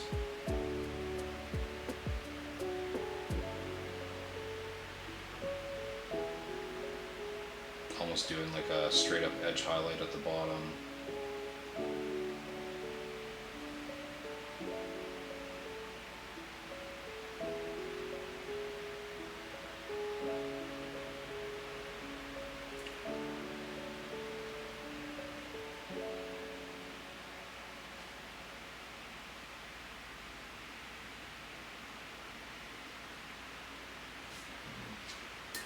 Just had the paint drying on my brush tip there. Got a little nub of paint. I'm just going to pull that off.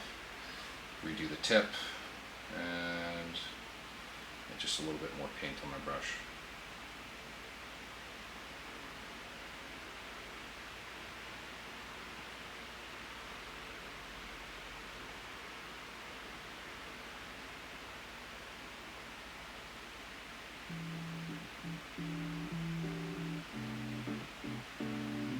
That'll get in focus.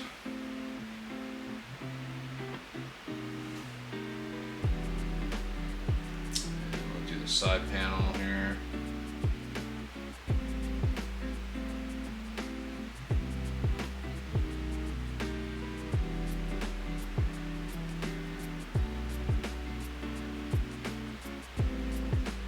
Just kind of hitting all along that bottom edge. And I'll have to come back in and kind of tidy up some of these edges with black and whatnot, but that's totally fine. Like there's actually like this top inside line here. Get that center frame. This top inside line here I'll have to kind of reinforce with some black, because there's not a very strong kind of transition between, there's not that strong black line between the glass pane and the frame. You know, let's risk it for the biscuit. We'll do this right now, rather than getting to the very end and fucking it up, and then, yeah.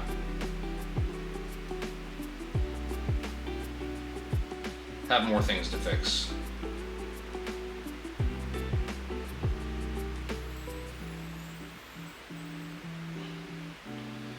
There, that's a little bit cleaner. Probably do the same on this side. Probably flip it to this. Pardon the angle here, I'm just trying to get this close to me.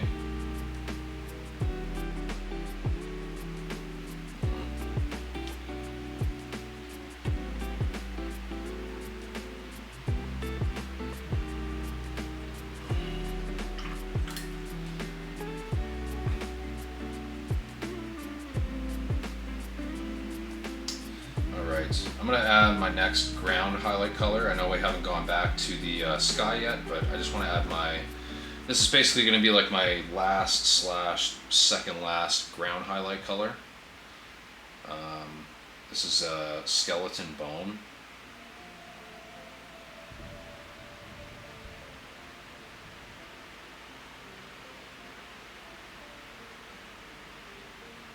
Trying to keep the amount of area that takes up fairly small.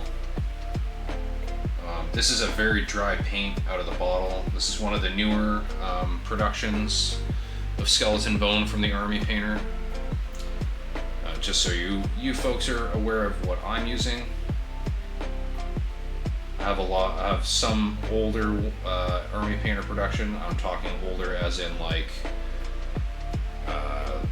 2016, when I was dabbling a little bit with miniature painting back in the mid-20 teens. I picked up a mega set because I thought I was going to paint frequently. Didn't end up painting frequently. Had a lot of those paints sit around for a number of years until 2020 when I got back into it. Still have some of those paints, but a lot of them I've since replaced with some of the newer ones just because I ran out. I still have a number of the reds actually from the original Mega paint set that I bought. That is not where I want to be placing that color. I don't know why I did a brush stroke there. I'm going to go ahead and flood that a little bit. Pull some of the moisture off. I'm going to dab that with a paper towel, the dry part of it. Okay, I'm gonna quickly, before I move on,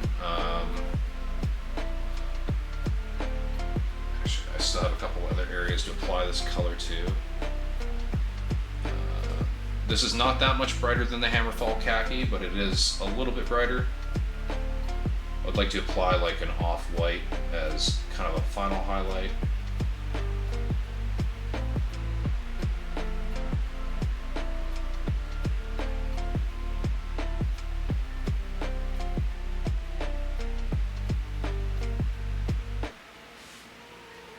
And I would like to kind of fix some of the transition area on the ground there. That's totally fine. We can do that shortly. I'm going to go in with just a little bit of the desert yellow.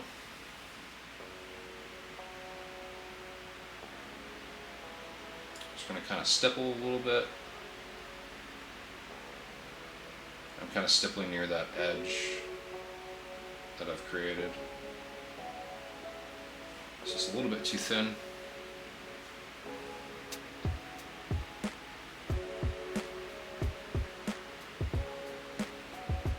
Pardon me, I'm just working on my palette here, just off to the side of it. Okay.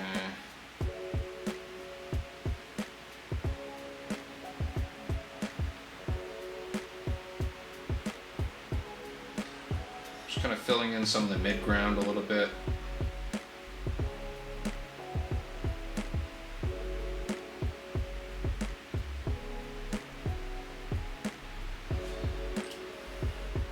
I'm going to grab a little bit of that Monster Brown, which was kind of one of the darker tones. I'm also going to kind of hit a little bit over this area.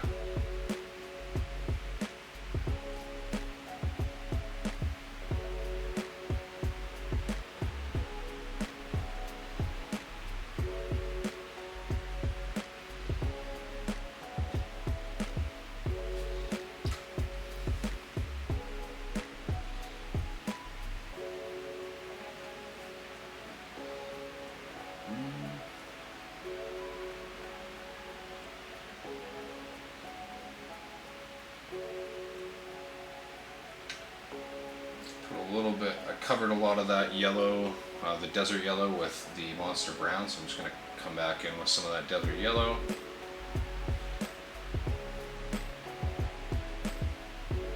Just kind of fussing a little bit back and forth here because I wasn't a big fan of how this was looking.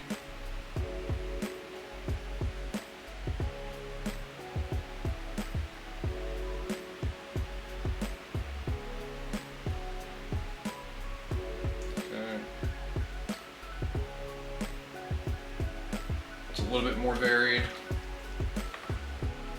Oh, pardon me as I stretch my my right arm that's holding my miniature.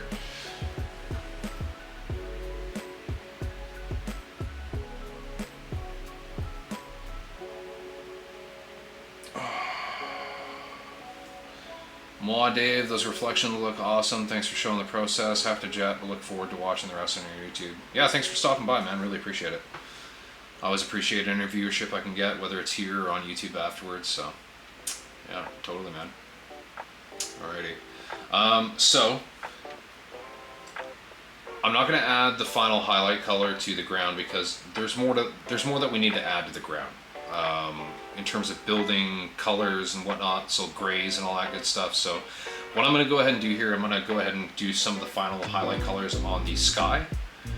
And after that,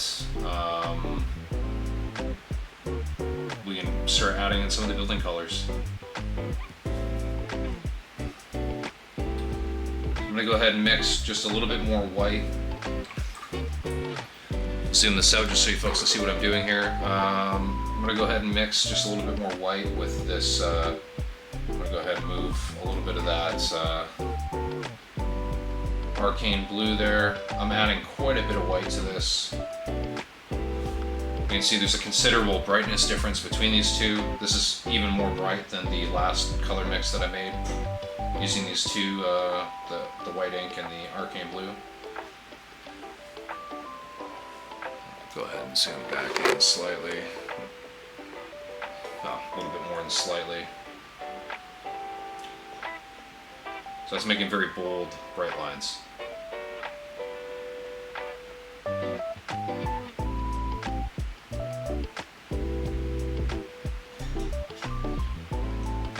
I'm just kind of filling in, kind of doing like side scribbles almost, if that makes sense. I'm gonna zoom this in even more if I can here, and keep this in focus if possible. Pardon my shaky hands and shaky camera. I'm just kind of doing these little side strokes. Side strokes, like they're upwards and downwards in perspective to me, but side strokes just in terms of like along the horizon. Side strokes in relation to the horizon. They're parallel to the general horizon line. Now I'm going to kind of fill in kind of some of this area down here, and you can kind of see I'm doing like almost lines. And there's a reason for this. This is going to kind of insinuate that there's like small lines of cloud and haze along that horizon line. Kind of filling in this whole area down here. But not filling it in completely, just kind of adding a lot of brightness. And that's probably about good. Don't want to go any further than that. Now I'm just going to go ahead and grab the so Temple Guard Blue. I'm soaking it down with a good amount of water, and I'm going to transition just on the top end of this. Oops. Where I was just scribbling, just the very top end, I'm just kind of glazing over the top edges of those, and that's just to kind of smooth them out just slightly and soften them, just like so.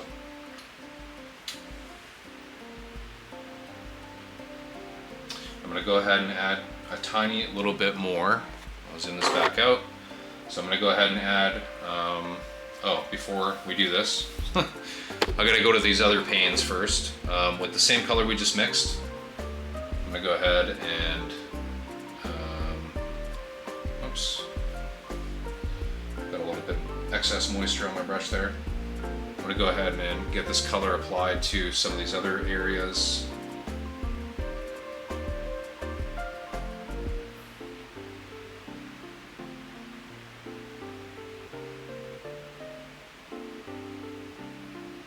Just right along the extreme of that horizon line, wherever possible.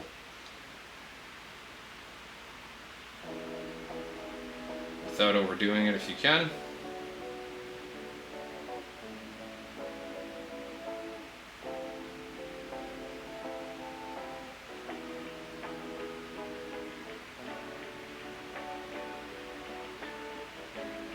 Okay.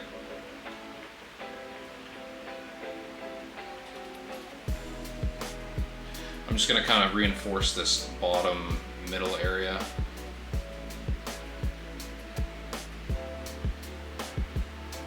Again, just kind of scratching. I'm not doing like very firm, even, like a very firm, even coat there. I'm kind of scratching it. And the reason, scratching and tapping, and the reason being I want that to kind of simulate like hazy horizon with like maybe there's some clouds there or something along like the horizon. Let's get this more in focus. There we go. Okay, I'm going to go ahead and zoom this back out quickly, and I'll show you what I'm doing finally here for the final highlight color. Again, a little bit more of that ink, and I'm going to really brighten this up. So this is now like, this is like an off-white with blue.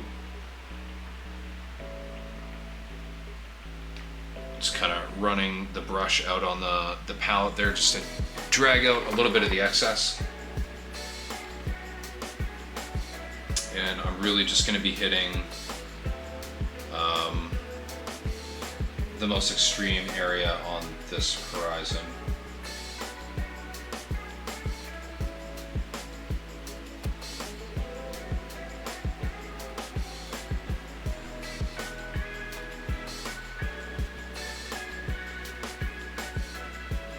kind of down in there.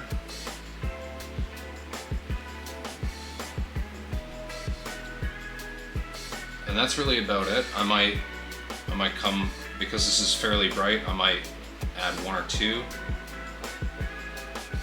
up here.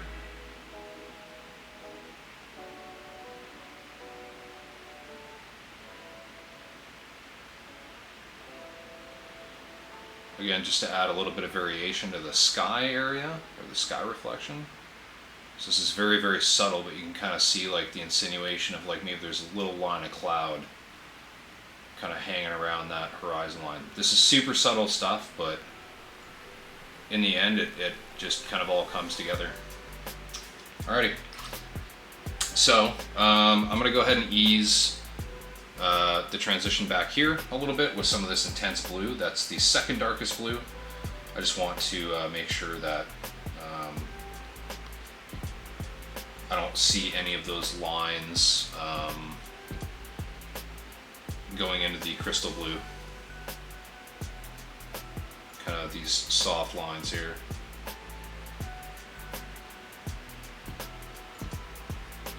So again, this is kind of like a thin glazed consistency. I'm going to try to do wider brush strokes here, so kind of laying my brush a little bit more flat towards its side. I'm just trying to get a broader brush stroke, so it's not scratchy or anything like that. I'm not going to miss areas. I'm just kind of stroking until it gets dry.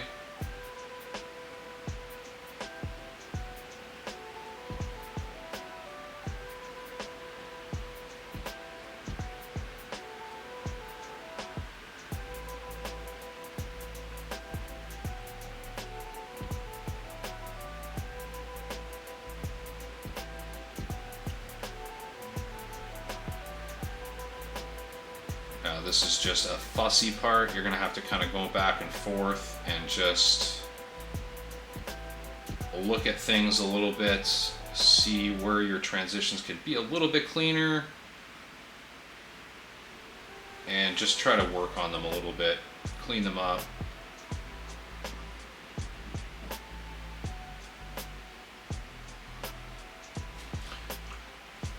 I'm gonna go ahead and grab just a little bit of the crystal blue.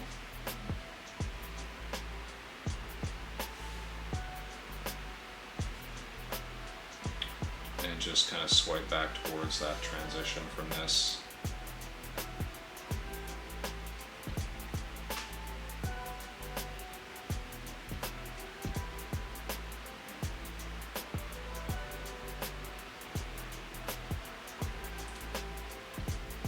Starting to smooth out a little bit. There's still a few like kind of harder lines along here that I can see that I don't want to see.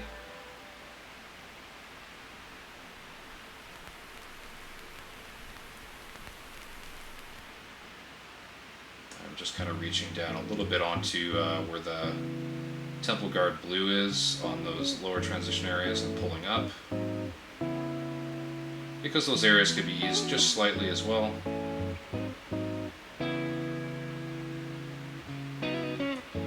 There we go. Yeah, we got that like nice steep gradient of color.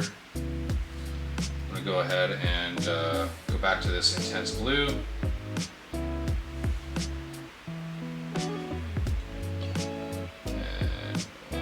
Transition up.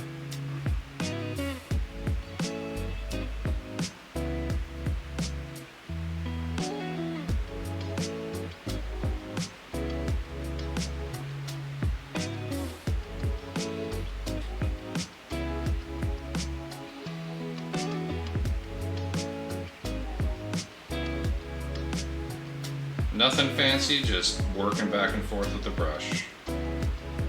This is the stuff that a lot of people dread doing when it comes to details like this, but I find this very cathartic, and I feel like it's therapeutic in a way to just kind of work through details like this, back and forth. It's organic. And you can see those transition areas are a lot smoother now. I'm not going to fuss with this too much because this is going to be tabletop terrain. I'm going to smooth them out just slightly more. Just because we're on camera, I may as well do that. really want you to see a smooth, you know, how smooth this can get. Just messing about with a brush for a short amount of time. I say short amount of time. We've been going at this for about, you know, hour 40 minutes now, or hour 45 rather, just in terms of actual paint work. But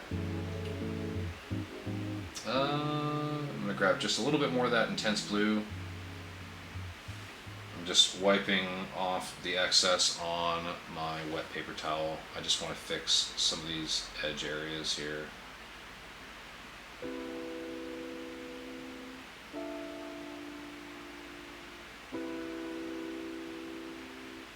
Just touching the tip of my brush there.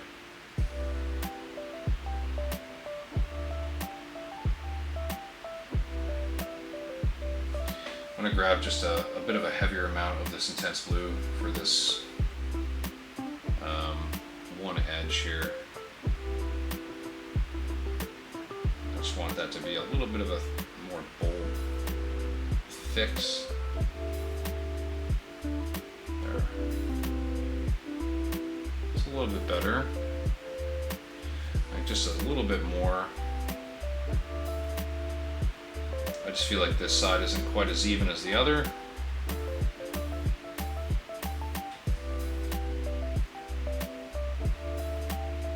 Not that the sky is ever perfectly even in terms of color and hue, but you know, just trying to make things as symmetrical as possible.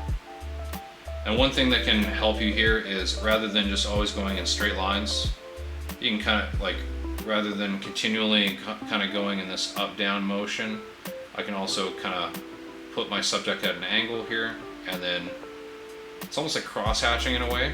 So you kind of like go over these transitions in several angles to kind of fill the gaps and keep yourself from getting too many straight lines like I ended up with here. But that's pretty good. Oops, I just about lost my grip. Okay, I'm just shaking that out. Alrighty, so the skies are basically done here. There's not a lot we gotta do to the sky on this. There's a little bit of fussing we can do later once we add the buildings, but I want to add the buildings. This is looking pretty nice. That's about as much as I can zoom in here. The ground colors, we're going to be doing more to the ground there. This is just like good basic general ground colors. You can add more variation with darker colors. Like I'll quickly show an example of what I mean. I'm going to grab some of that chocolate brown, which is kind of the darkest brown. And then again, kind of doing these little side strokes. I'm going to kind of pick a few areas near the top here and just kind of scribble them in, just to add a little bit more variation and break up a little bit of the lines that I've created.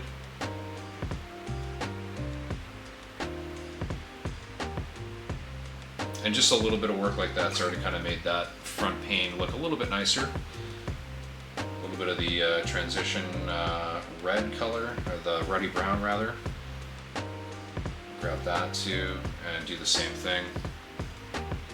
Just to add a little bit of extra color variation.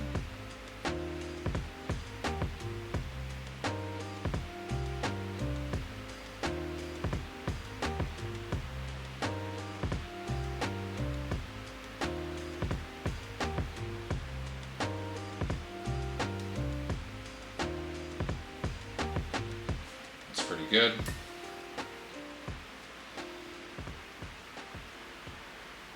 All right.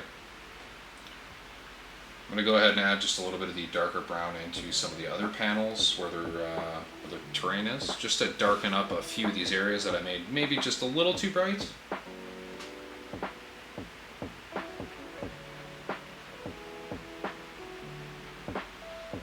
Sometimes less is more when it comes to the highlight colors.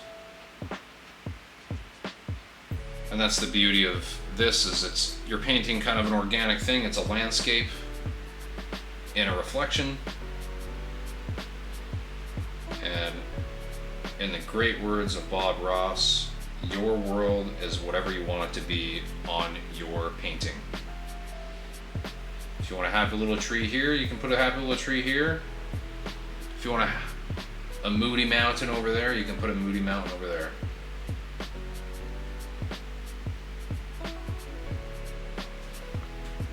Just gonna go ahead and I think probably good for now. Alright, I'm just gonna add a small amount of white to the skeleton bone that I was using before on the terrain. Oops. I think that's a good bold line. Okay, cool. I just want to add just a small amount of highlight to these, just kind of to the bottom most areas.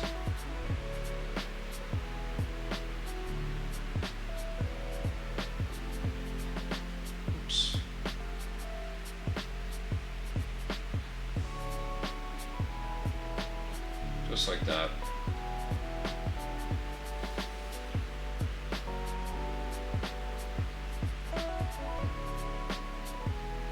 Just like so. Good enough.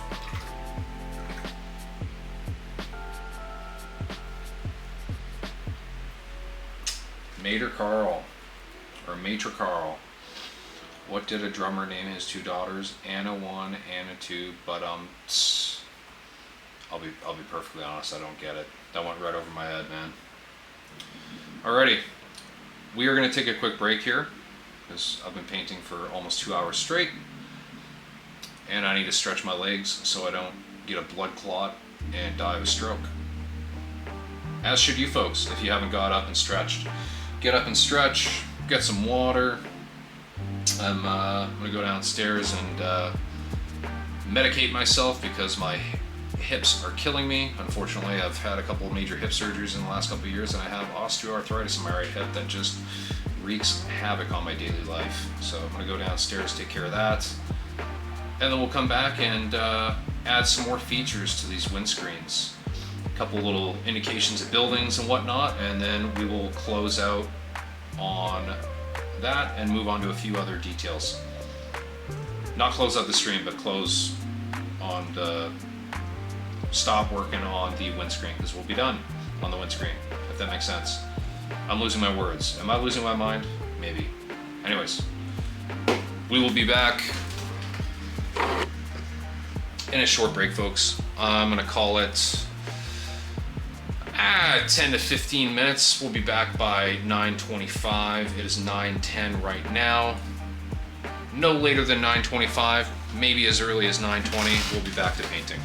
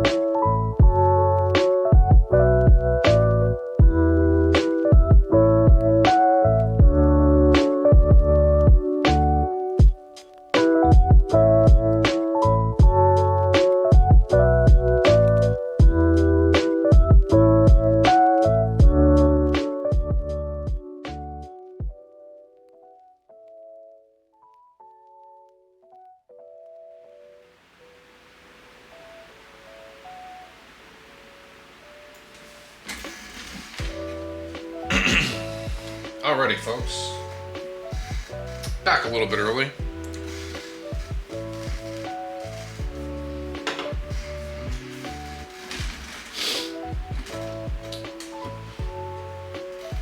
Grab myself another adult beverage. Got some more water.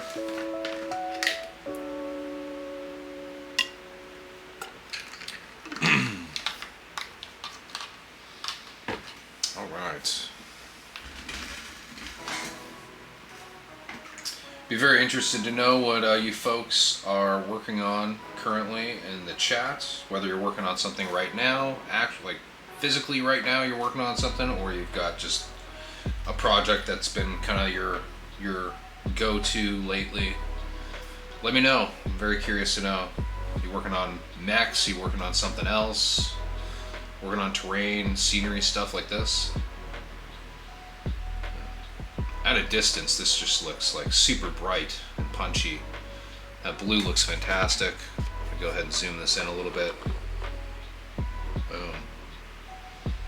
All right.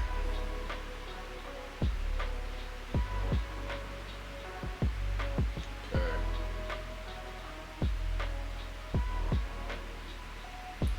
So, what's going to happen here? Sorry, I just got lost in thought there. What's going to happen here is the buildings that are going to be on the left and right are going to be a lot bigger and elongated, and then any indications of buildings that we do, the closer they get towards the middle, they're drastically going to decrease in size and length. The vanishing point in the middle, it's going to compress down, pardon me, really quickly. I'm also going to do the indication of tracks, like track lines. They're going to be super subtle on this iteration compared to the one I posted photos of. And the reason I say that is you probably wouldn't see a whole lot of track with this angle, but just somewhere in my head canon, I feel like I need to see some track. So I just wanted to have a tiny little indication of that. Adding red accent stripes to this tan, some pop.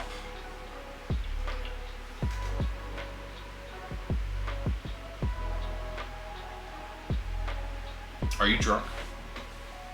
Seems like you might be drunk, because I don't know what you just said there.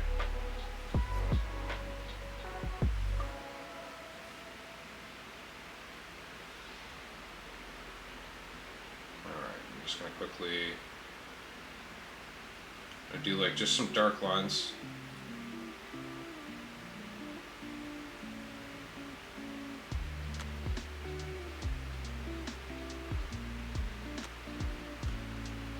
Just very small. I'm gonna see if I can just do one tie, like one cross section, maybe two.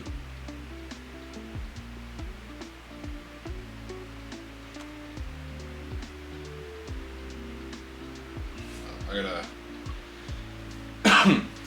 have the ink dry on my brush.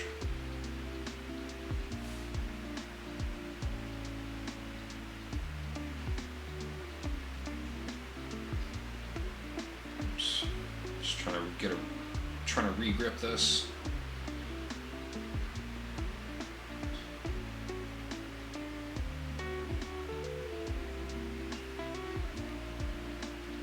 So I just have like the tiniest little indication of tracks in the middle. Literally just kind of like a line on this side and a line on this side, just kind of both angled inward toward the middle. And then I did two really crappy cross section line, like, you know, parallel lines. That were perpendicular to either of those, the actual rail lines. The mechs I am painting are mostly tan, really boring stuff, adding some bright red trim, just a little bit. Ah, okay, totally, yeah, that makes a lot more sense. What mechs are you painting, and what paint scheme? Is it like a homebrew paint scheme for like your own like homebrew mercs, or is it like an actual Canon unit? Alright. I'm gonna go ahead and I'm gonna grab some, so what I'm picking up on my palette here is Vallejo Model Color Air. So this is an airbrush paint, it's their black gray. So this is just slightly brighter than Vallejo Model Color Black Gray. It's like the non-airbrush one, the non-air one is a little bit darker out of the bottle. It's not a massive difference, but I notice it. I'm just gonna do a couple, dry it on my brush because I have my fan going in the room here. It's kind of oscillating back and forth towards my direction. I'm gonna do it like this, I think.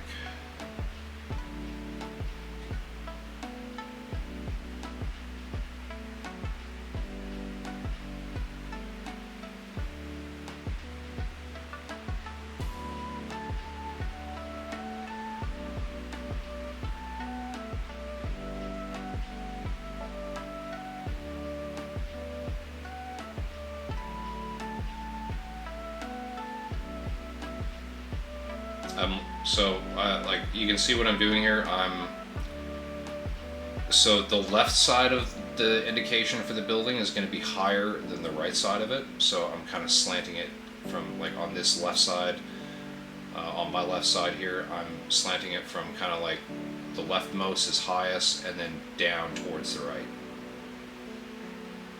Just like that.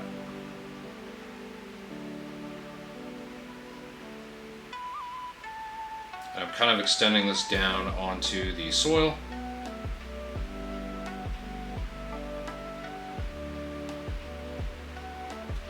I'm just kind of stippling there now.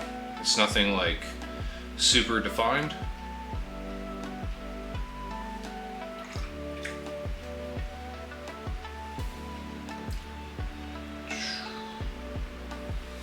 You can kind of see the idea here.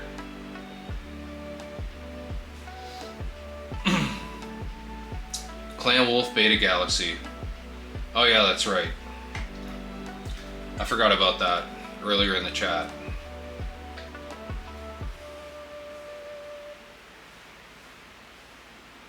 Yeah, the red highlights are definitely tedious if you're doing all those like, you know, little red stripes and stuff all over the upper torso and stuff.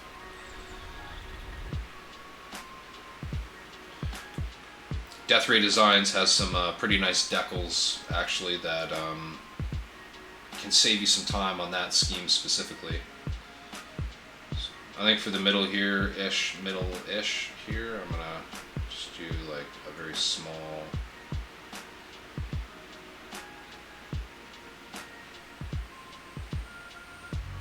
I said small and I kind of made it a little bit big. I wanted to do that a little smaller, but that's okay. I'm gonna have like a bigger building beside it.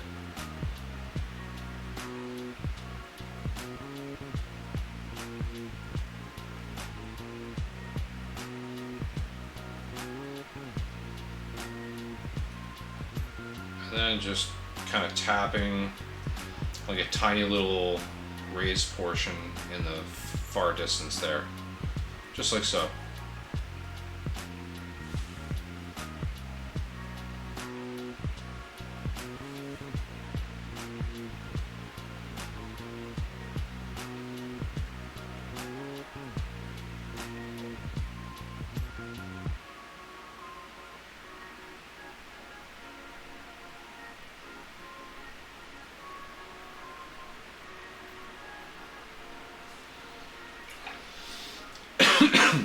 Okay, so I'm gonna go to actually, so hold that thought. Before I carry on here, I want to apply just a little bit of gray tone to the ground here. And I probably should have done this before I went and done the indication of this, but I want to have it kind of look like there's, you know, different colored rock around the train tracks, kind of like, you know, like gray, like at least where I am, like oftentimes there's a lot of gray rock around train tracks. So I just want to kind of give that indication that there's gray around the train tracks in a small way. I'll have to add a little bit more to this.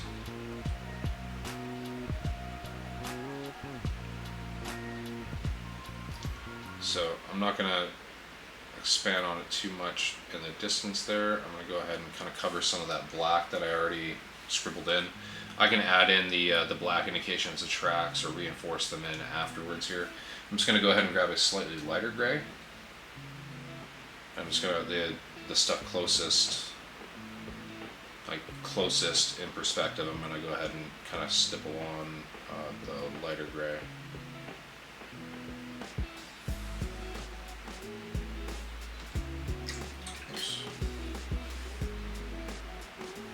That. I'm going to go ahead and grab the black. I'm going to go ahead and I'm going to add back the indication of the tracks.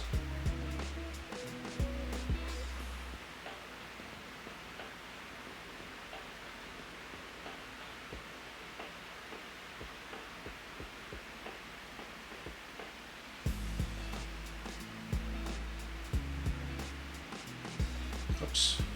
Let me get that in frame here. Concentrating a little bit too hard. So this is like such a minor indication of track, but that's actually okay.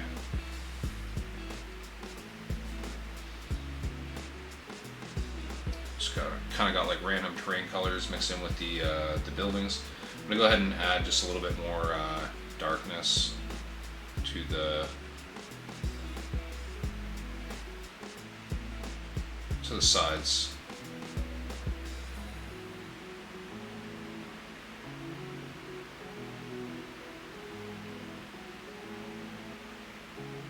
I'm gonna have to go ahead and add some indications over here.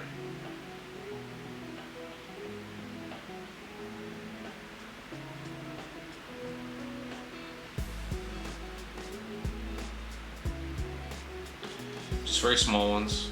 They don't need to be big.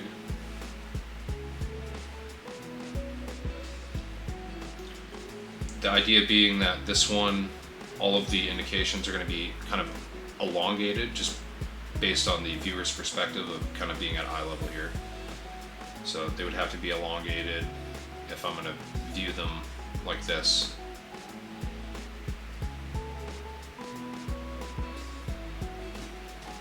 Science, dude.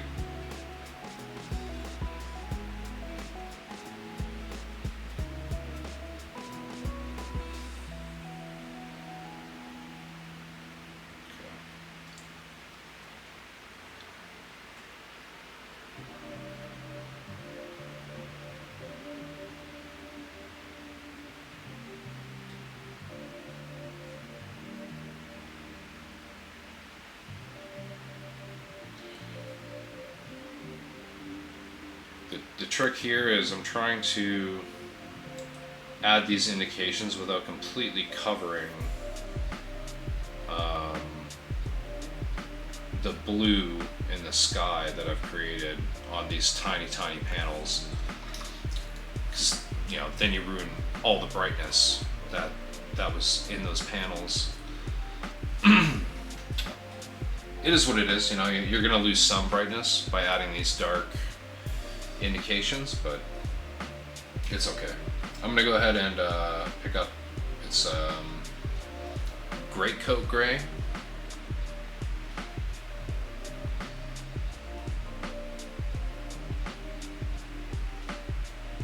Whoops.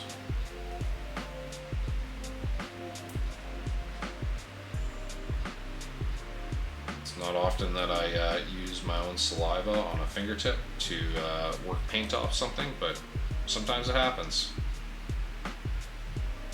I'm just kind of messily kind of getting the majority of these building indications with this slightly brighter gray.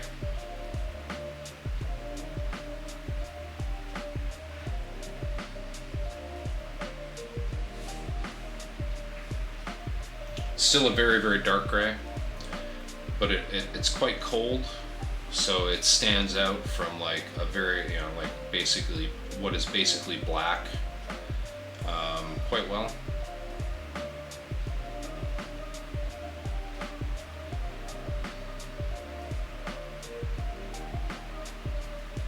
And on the sides here, I'm just kind of tapping, like in these really tiny panels, I'm just kind of tapping that color in. I'm not like, oops, that's the wrong color. I'm not doing brush strokes, and I'm really not adding much. I'm just adding those small indications.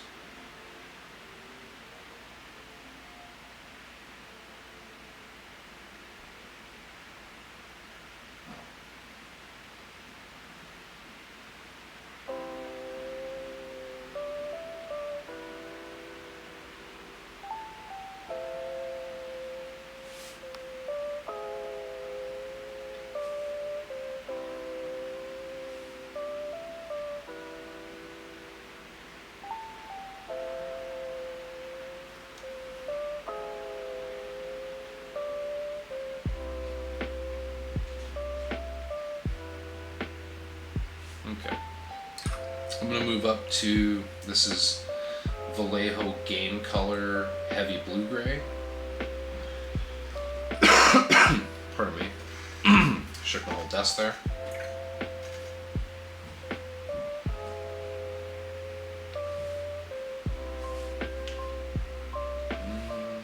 There's a lot of moisture in this paint, so I'm just teasing some of that out.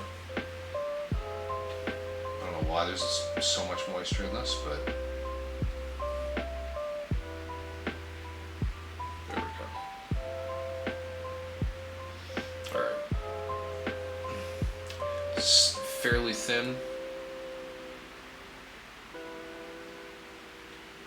And by fairly thin, I mean like almost glazed thin, but like not that thin. It's probably not that helpful, but that's okay. Sometimes I can't always be helpful on this stuff. Sometimes you just gotta go by feel when it comes to paint consistency. This is just, yeah, it's like almost glaze consistency, but a bit thicker. So when I kind of tap it on here, it kind of stays noticeable.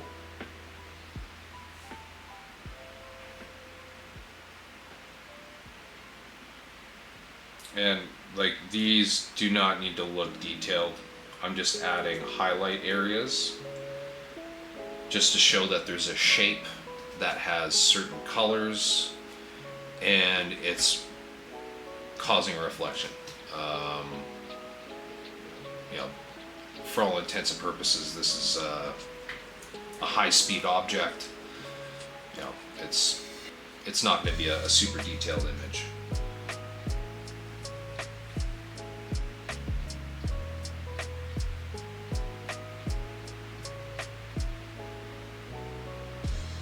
Try to take back some of the brightness on these areas that I darkened with these grays.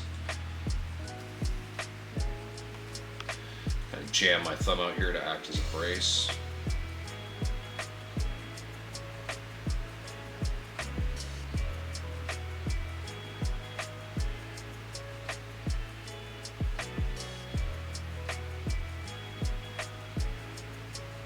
There we go.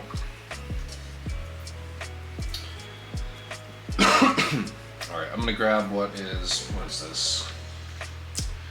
Light gray from Vallejo Model Color.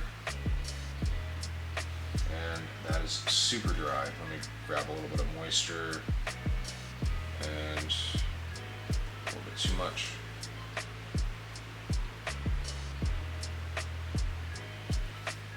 Okay. I had this paint already out on my palette, but just formed like a skin because I've got my fan blowing in here. Just wetting all the stuff underneath here. Okay, I think I can kind of get through this before this dries out. Alright, so this is a bit of a brighter gray, this is light gray.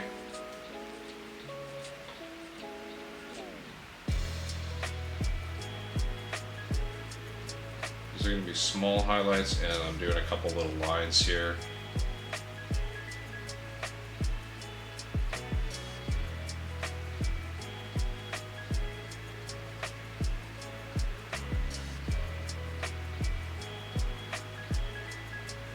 Now, the reason why I'm kind of breaking some of the rules here when it comes to brightness near the horizon for the landscape is because these are buildings, and I want to pretend in my head canon that these are, they have windows that are highly reflective and whatnot, so these are creating some of their own highly reflective light that is, kind of breaking some of those general laws that I was talking about earlier when it comes to general landscapes on reflections.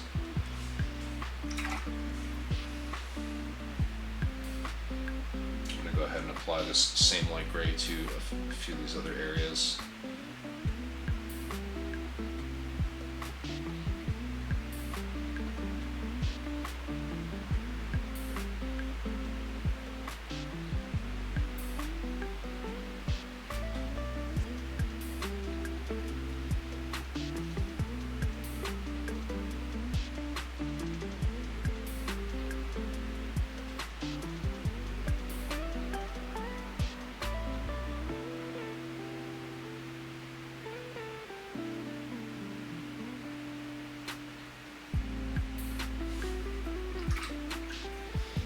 Okay, I'm going to go ahead and grab, this is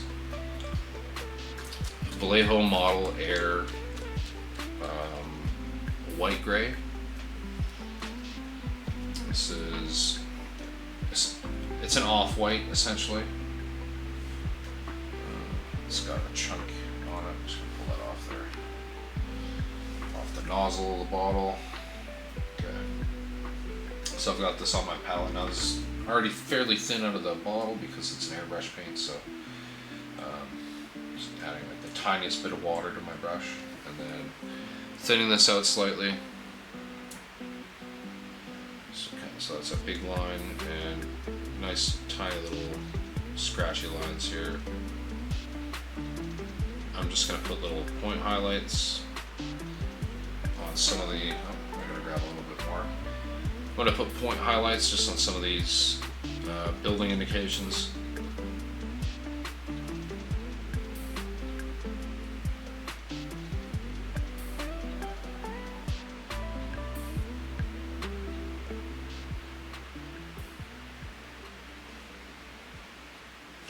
And that dried.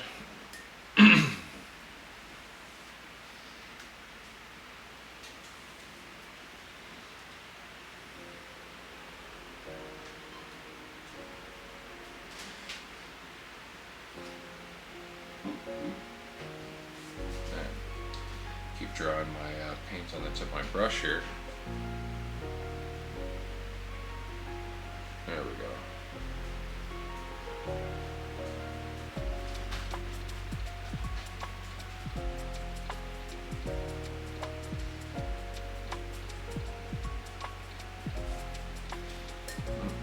Keep drawing it. Just gonna go ahead and grab just a little bit more.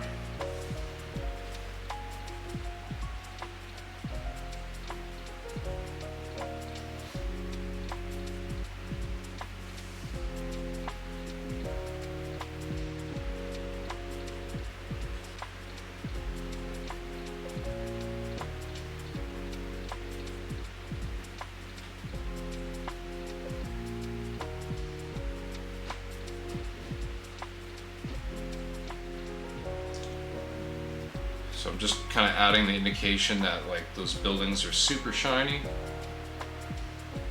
Just added like basically off-white dots to those to show that they're like highly reflective.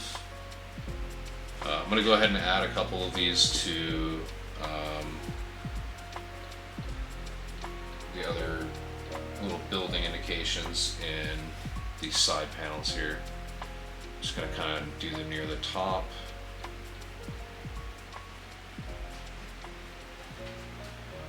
have to clean that one up. That's okay.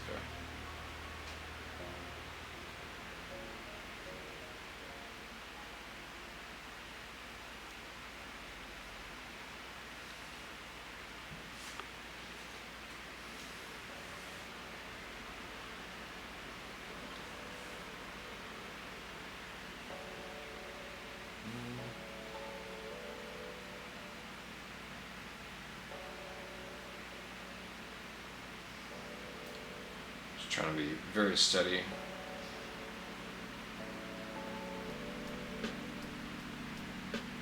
Just tapping.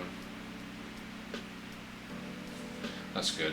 Oops, almost lost my brush there. Okay.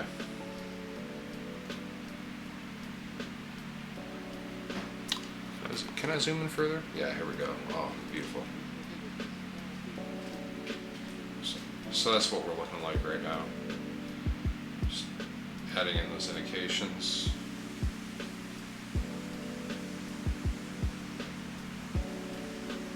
And just those, I really feel like those little dots, those little dot highlights on the building indications just really add like an extra element of, you know, realism to the reflection. Just a very fun kind of final touch. I'm gonna go ahead and just, there's one panel over here that I wanted to touch up, and then I'm going to kind of touch up a little bit of the blue sky.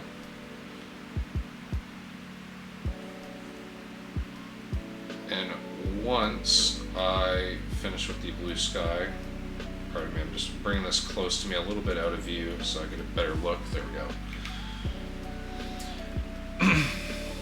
That's touched up. I just want to kind of ease this transition a little bit more, and I want to add more indications of clouds, I think. Color. I'm going to go ahead and add just a little bit of water to my wet palette. Because it is that warm here that my water is evaporating. I'll grab a bit of this Temple Guard blue.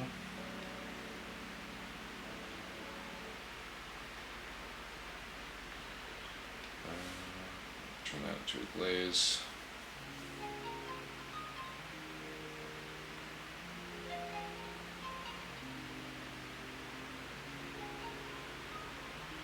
I do kind of got to be careful around these buildings because I don't want to snuff out anything that I was working on.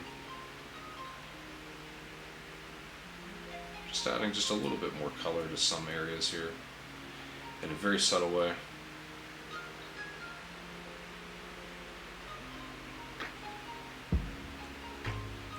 Okay, I'm going to go to that crystal blue. Couldn't think of the word for a second there. Major brain fart.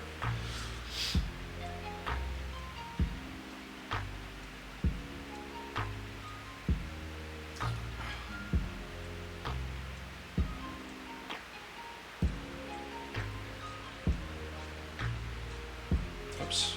Let's bring that back more to the middle.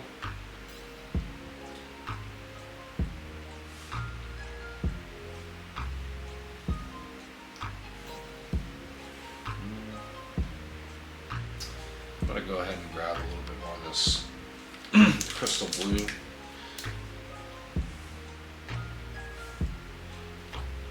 I just accidentally had it while I wasn't watching. It ran afoul into one of the other colors. You can see over here.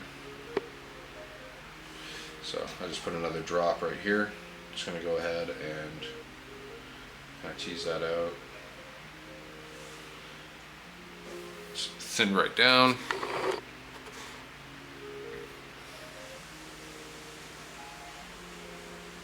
And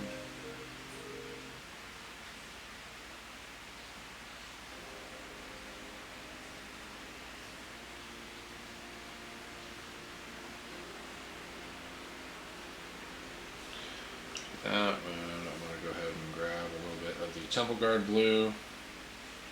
thin that down too. Kind of go over that transition area.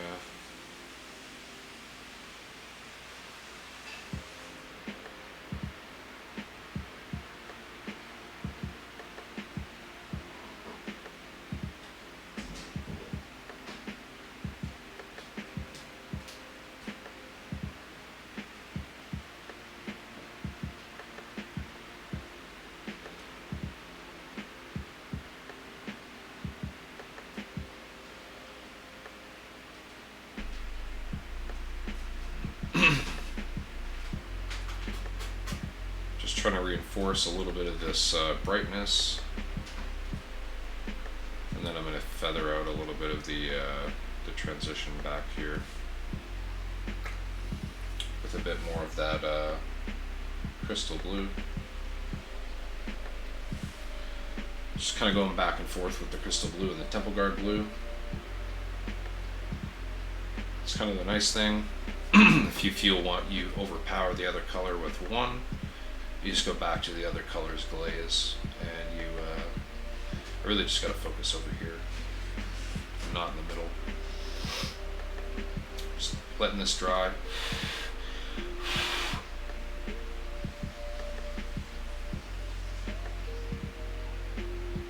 Just like so.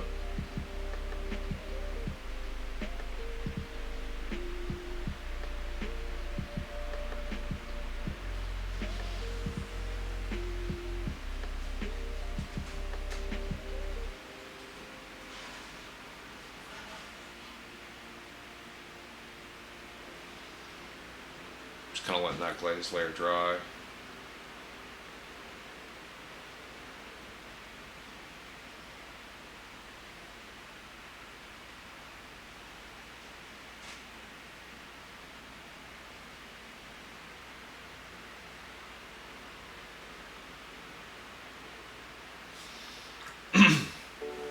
And then I'm going to go back to some intense blue, which is the really dark, second darkest blue that we originally started with. And I'm just going to kind of ease out the end of this.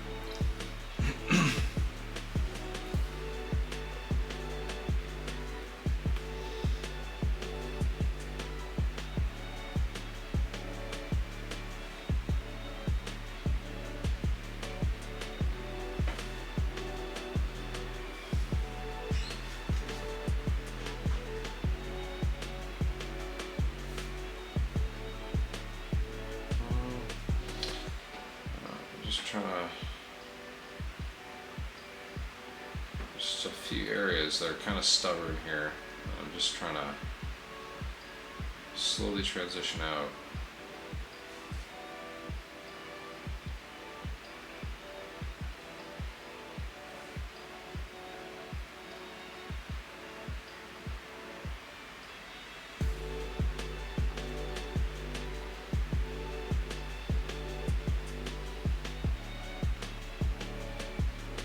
Waiting for that to dry. It's dry, so I'm going to attack that again.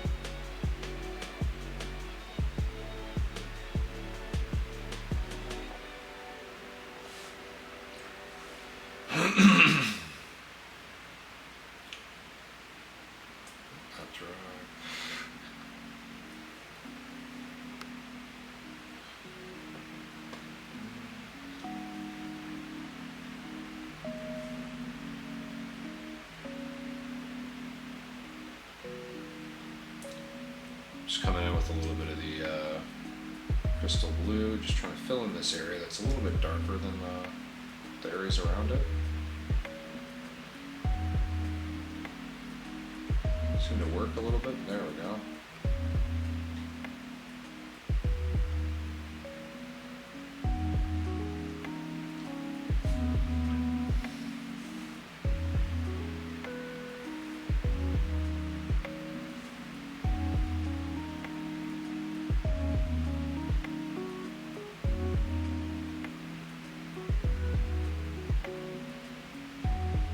That's probably good.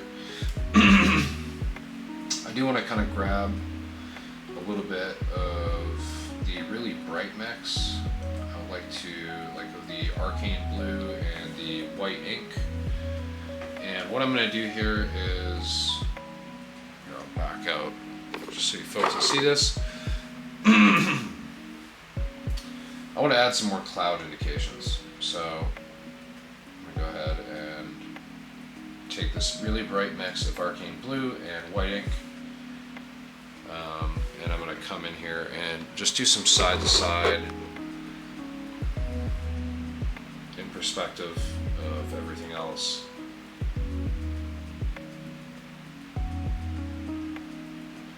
Little lines.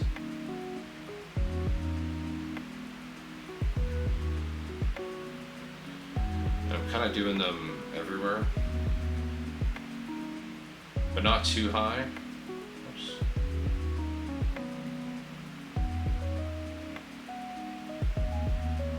And I'll kind of reinforce areas that I've already hit.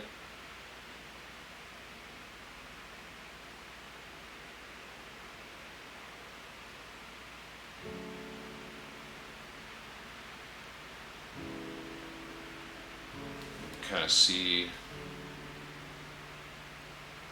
how those kind of turn into small cloud indications. I'm going to go ahead and grab a small amount more of that mix, a little bit bolder, and I'm going to come back in and strengthen the boldness in some of these.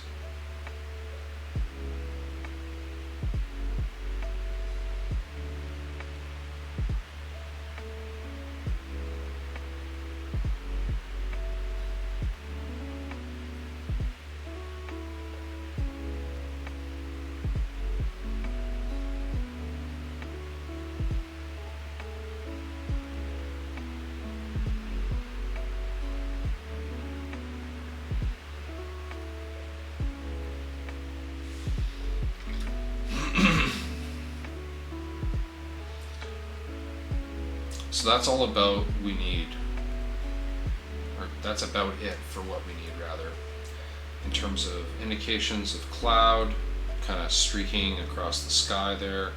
We don't want to fill the top with too much.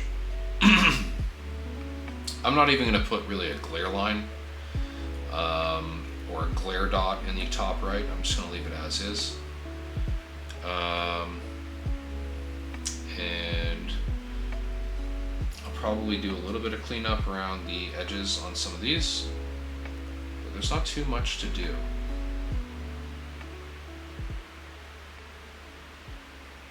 So from there we can pretty much move on to some of the other smaller details, and then weathering, yeah, and then that'll pretty much be it for this guy. Oh, we'll do the headlights as well on this thing. Quick little headlights, that'll be simple, fun. That'll be like right at the very end. Hydration check, because my throat is dry. Let me back this out. And let me take a look at the chat quickly here.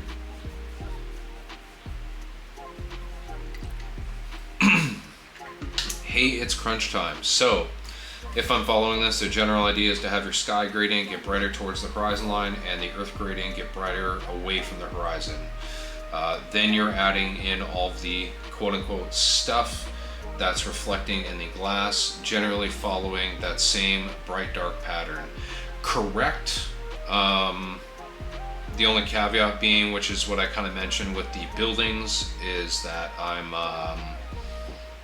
creating kind of counterintuitive bright reflection marks. That's just to drive visual interest, and it's not necessarily what's the most realistic, but it looks good, so that's why I do it. But yeah, you want to kind of keep with that general theme of everything that is, you know, further away from the horizon and the ground is going to be brighter.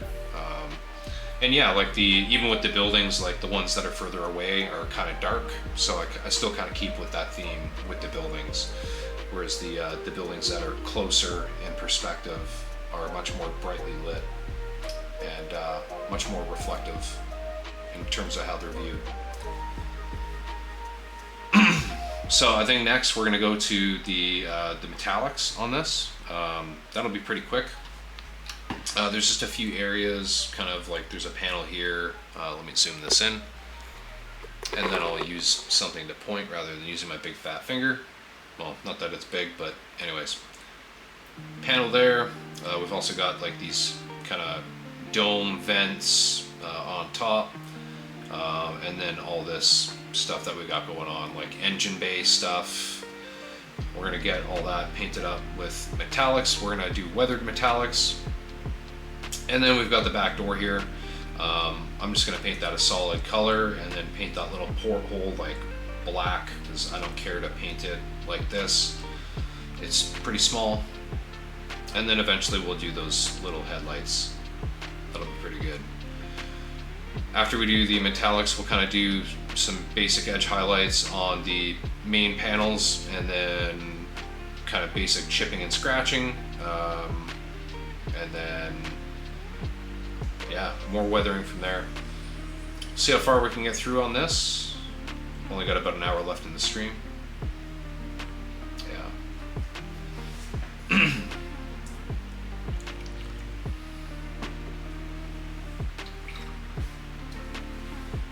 Alrighty. So I'm going to zoom this back out briefly. Primary color for the metallics is going to be the chocolate brown.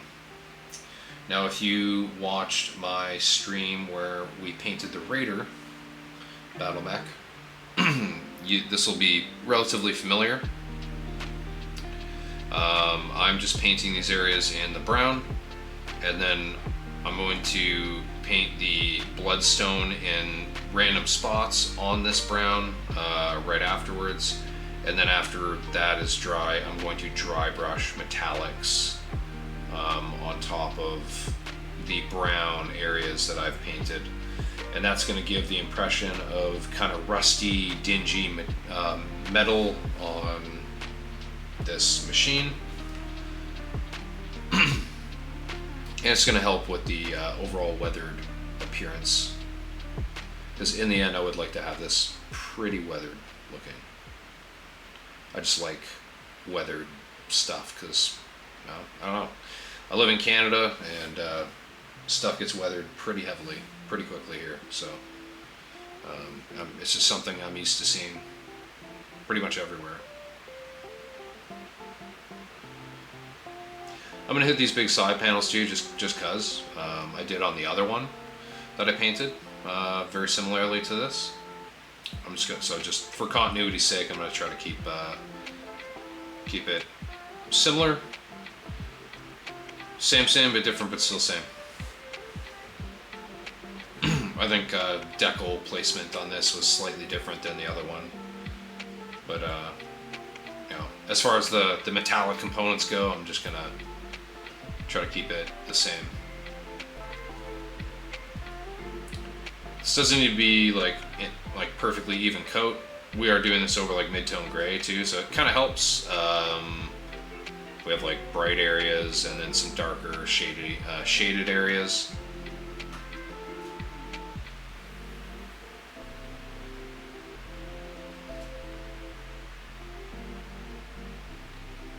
Okay. I'm gonna go ahead and paint these like little side panels on either side as well.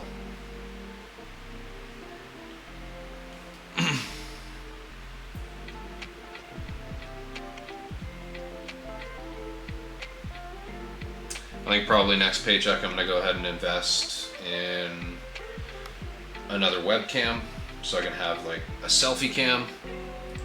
I might see if I can find 2 webcams that are like decent as part of like a package, and then I can have a camera that faces my palette specifically. I think that would be swell.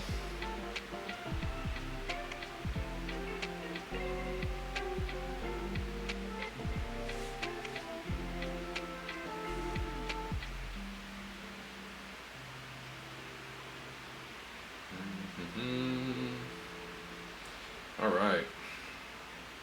Kind of fill that area in evenly.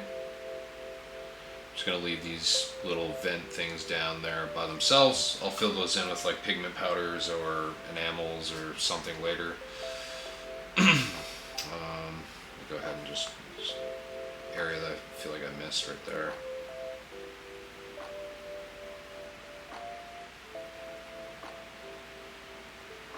Alright. I'm going to go ahead and grab some of this bloodstone.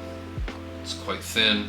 I'm just going to kind of tap it in random areas.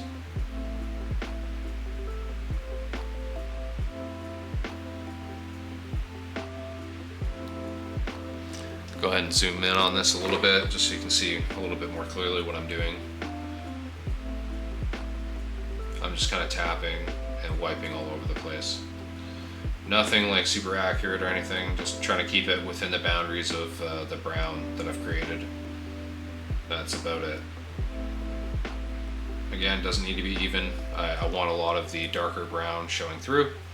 This is just to add some more kind of ruddy red tones throughout that just kind of peek through. And after I do this, I'm going to go ahead and add like a quick little wash of like a black wash from Vallejo. And that's just or Vallejo, I should say it correctly.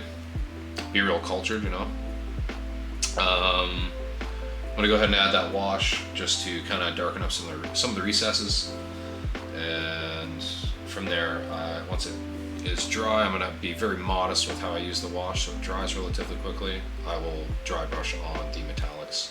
I'll probably block in a couple other details potentially. In the meantime, while that's drying. Okay, so last little bit of paint's just kind of drying on that side. I'm gonna go ahead and grab that Vallejo wash. Oops, zoom back out. Hydration check.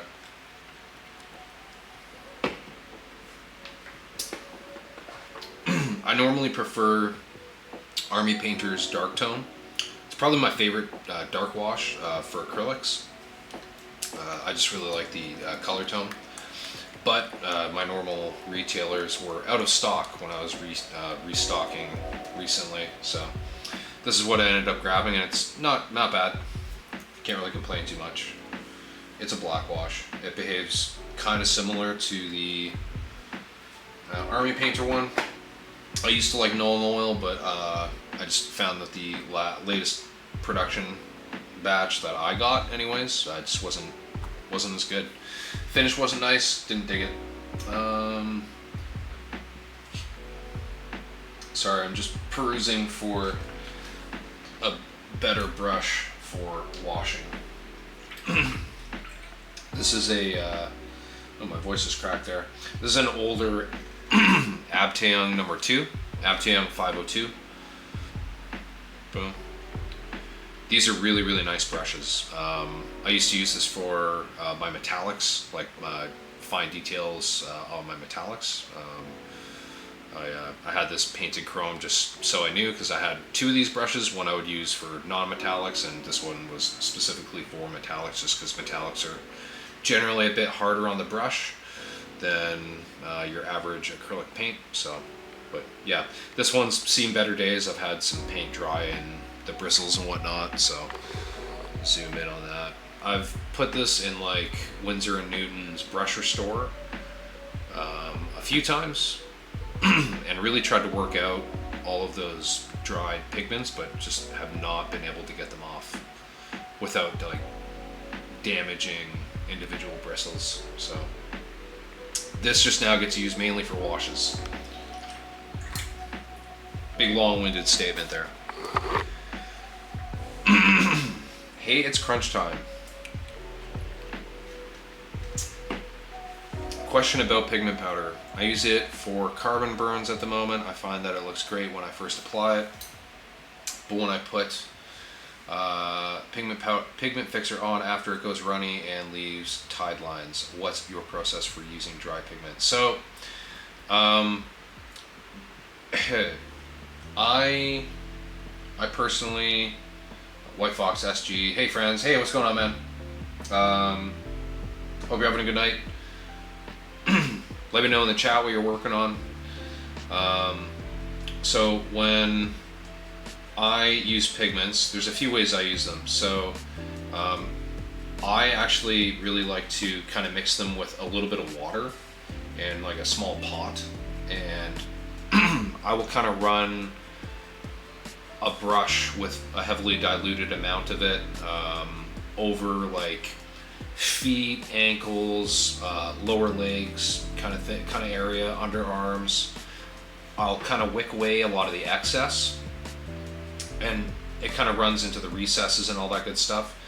Once it dries, it looks like you have dust and stuff kind of worked into the recesses, and it actually looks pretty good. It doesn't look like mud or anything like that. Like it looks like dry pigment. It's just you know, it just takes a little bit of time for it to dry out in that way. Casey Freak, thanks for the follow.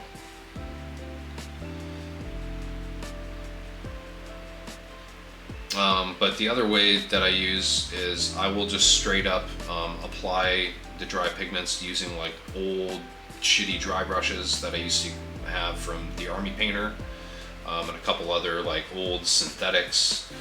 And once it is on there, I will kind of from a distance apply like bursts of heavily thinned varnish, usually ultra matte. I have it right here, ultra matte from AK. I usually lower the air pressure just slightly on my airbrush, and heavily thin down the varnish, and just enough to kind of gently damp anything that's, you know, it puts like a light mist of moisture onto the miniature, but you're blowing it from far enough away that, you know, you're not going to blow all the pigments off of the miniature with your airbrush. It takes practice. It's really a feel thing. Like there's no good answer. It takes a little bit of practice to kind of figure out, like, you know, the distance and like how your spray pattern needs to be, how much you need to thin it. Like I quite heavily thin it, so it's mostly just the water and a tiny little bit of acrylic varnish, kind of fixing it into place. I know other guys will use isopropyl alcohol to fix their pigment powders. I've just never personally tried it. You do need to varnish your miniatures pretty well with gloss varnish if you're going to do that. Just because the isopropyl can eat through your paint. So gloss varnish and then a matte varnish. Gloss to protect and then matte to bring the finish back to a matte finish. Then you can apply your isopropyl kind of like in a mist or like a gentle brush stroke over your area, and then you put your pigment powders on there and they'll stay kind of in place. Or you can mist with isopropyl afterwards, and it will kind of fix the pigments in place, and then it evaporates really quickly. So you can just use it like a little spray bottle that mists both ways. They yield slightly different finishes. One will give you like a impacted dust, kind of streaky dust look, and then but like it looks like actual dust still, and then the other one just looks like dust has gently accumulated. That's if you kind of mist it on afterwards, which is probably the method you want. But just definitely make sure you varnish your miniature first. Anyways, alrighty. I think the wash is just about dry. I'm just going to apply a bit more right here, just to kind of fill in those recesses.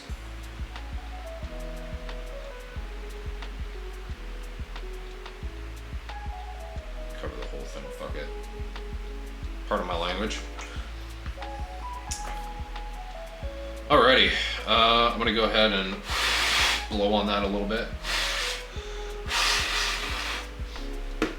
I'm gonna pick out some pig iron from Formula P3. This is like a really good dark silver. It's not as dark as like Pro Acryl dark silver. It's a bit brighter, but it's still very nice. It's darker than like gunmetal or like any of those. It's in that neighborhood, but definitely darker if you put them side by side. So I'm going to put that up here. Now I'm going to be very cautious to just make sure I only rinse in my dirty water, because this is a metallic paint. I don't want to start getting flakes into my other stuff. So I always have a dirty bin or a dirty pot and a clean pot. And this is just to try to help mitigate getting gross stuff up in my brush and in my paint, especially if I'm going from like a bright color to a dark color or vice versa, that kind of thing. Or yeah, I guess it would be more so going from a dark color to a bright color. Definitely helps. I'm gonna go ahead and grab a little dry brush. This was a chisel. It's kind of, splayed out now because I've used it quite a bit for dry brushing. I'm just gonna go ahead and tamp that down. I don't have a whole lot of dry space on here. That's okay. I'm just trying to get off most of it.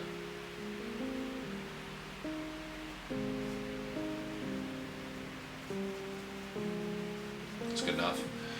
Okay, I'm gonna go ahead and zoom in a little bit here. What printer am I running? Oh, actually I should go back up here. Hey friends, I am so far working on an RPG one-shot setup at the moment. Oh, nice. Working on a grinder set, been a fan of your work for a while. Thanks a lot, man. Bring this back out to the middle here. So I'm just kind of dry brushing the metallics on here. Gotta get back to finishing my clan protector at binary at some point though. Nice. I've been hearing a lot of people go building clan protector at forces.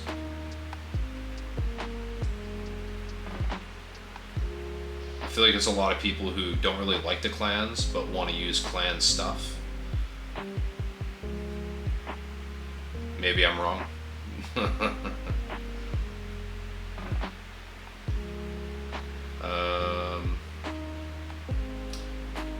Yeah, that's what I've been doing with it lately. Not thin though, just a very light coat from a distance. I'll try thinning the varnish next time. Nice, yeah.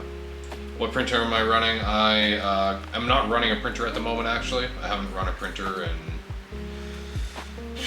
at least a year and a half now, just due to space and like being able to vent fumes. I just didn't have a great solution for fume extraction at the time, and I just started getting a little bit concerned with VOCs. So I decided until I got, like I had, extractors in my shopping cart and everything, like basic extractor hose with a fan system, and it was like a grow tent / print tent that I could have used to kind of contain the fumes and then extract them out a window, but I just didn't have the working space in my house at the time. So closed down the printing, and then I've just been begging buddies that I know that have printers to print me things, and I send them money for resin and then they ship them to me. Or sometimes they're just kind and they print things for me for free and ship them. So metallics are looking pretty decent. I'm gonna add just a little bit more of a brighter silver. Whoa. I just like 360 spun my my brush onto my wet palette. I'm gonna go ahead and grab Shining Silver from Army Painter. This is a very old paint. This is from like 2015, 2016 era.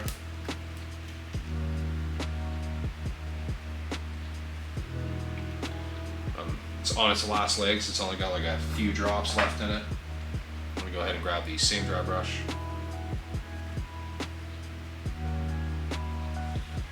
And just kind of working it off in that same corner.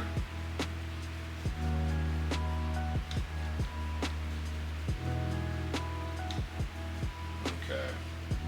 Just gonna kind of gently hit some of these bigger edges.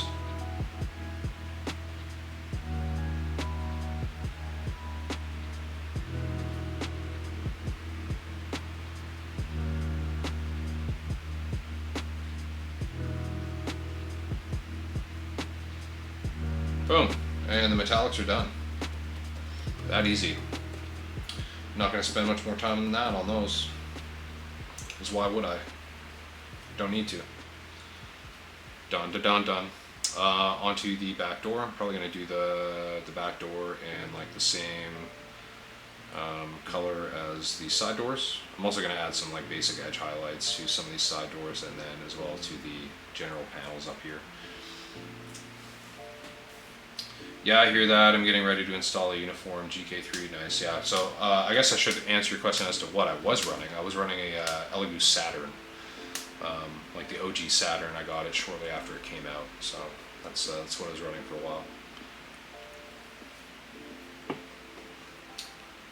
Printed quite a bit. Used to print a lot of basing bits and the miniatures and stuff too, but lots of basing bits. What was I looking for? Oh yeah, Sotek green.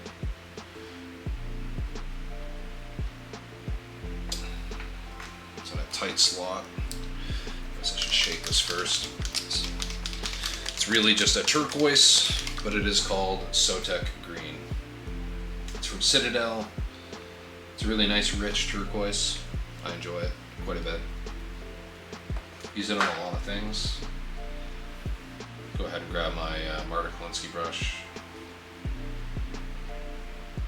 and I'm just going to slop it up, kind of fill this whole ting up.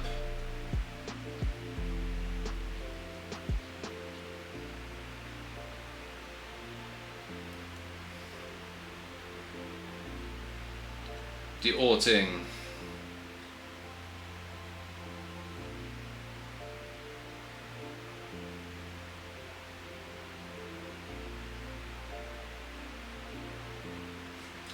Good enough. Okay. Once that dries, I'll kind of fill in the little borehole with black and probably call that one good. I'm also going to go ahead and I'm going to grab a little bit of. I'm going to grab some sky gray. I really need to order more of this. This is actually a really nice gray from Vallejo Bottle Color. I really don't have a lot of this left. This is pretty thin in the bottle, but I believe part of that is because I've used this a lot in my airbrush, and sometimes I'll dump excess back into here, so it is a little bit thinned down just due to some small dilution from the airbrush thinner.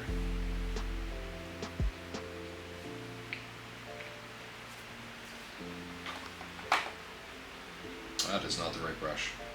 I'm going to go ahead and cap this one off. This is my wash brush. Pop that back up in my rack. Oh, I can stop grabbing that one. Alrighty. I'm going to go ahead and grab that sky gray. I'm going to just kind of start doing some basic edge highlights on some of these areas.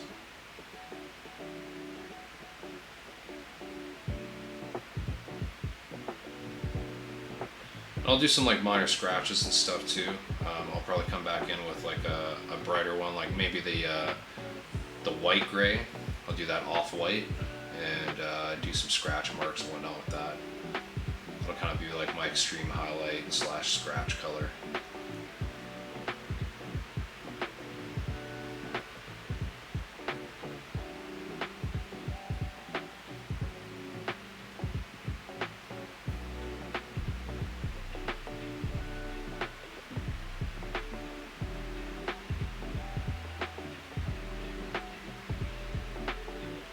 we don't really need to be super neat and tidy with this, because I am going to be kind of banging up a lot of these lines with like scratches and dings and like enamel stuff and all that goodness. I can kind of work quickly. I don't need to be super neat and tidy. And if some of these are more bold than the other, that's totally fine. I don't care. And again, this is like tabletop terrain. You know, like this is gonna get banged up as time goes on, as it is. So it's gonna get handled a lot. At least I hope. Who knows, maybe it'll go into a container and never be touched again. That'd be pretty sad, wouldn't it?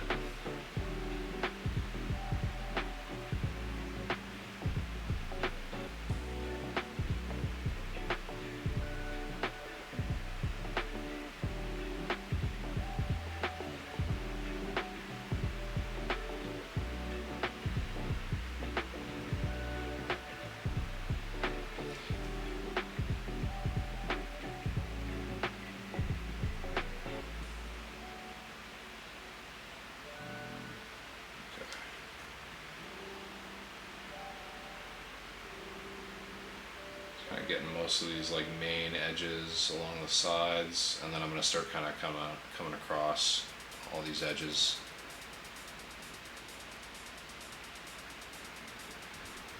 Oh yeah, this sounds like a nice intense trance song. Oops. Oh yeah, dude.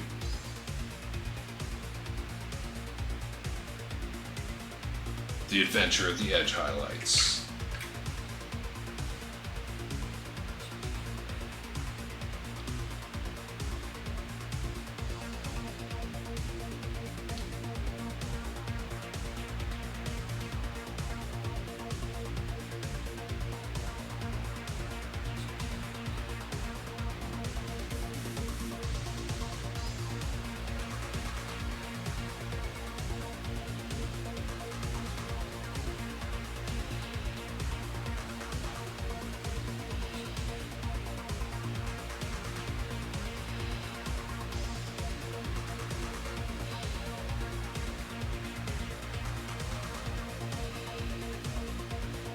Trying to be real careful not to slip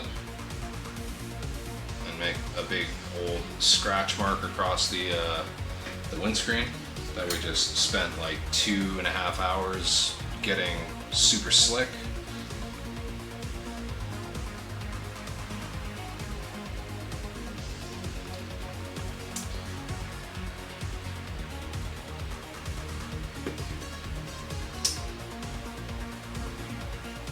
Hydration check.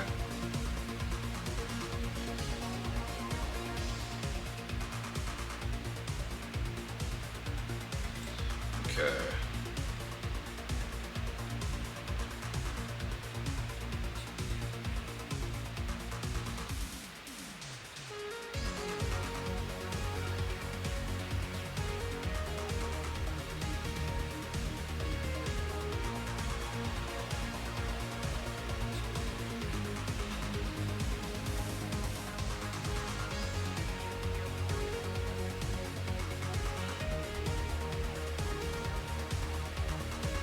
Oops. Literally just made the same mistake twice in a row. That's hilarious. That's fine. Pardon me. It's fine. It's fine. It'll just end up being a big old scuff anyways. That's fine.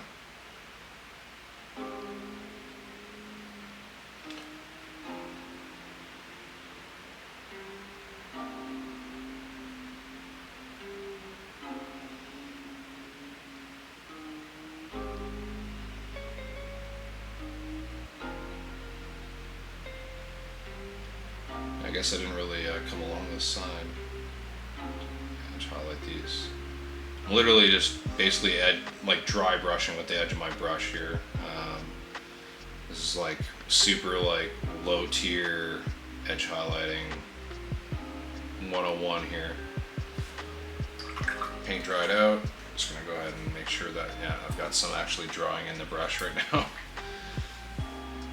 Literal dry brush. I'm just gonna go ahead and grab some brush soap. This is the Masters brush cleaner and preserver. Super good stuff. Definitely recommend getting some. It took me like 3 years of painting super frequently to get through one of these things.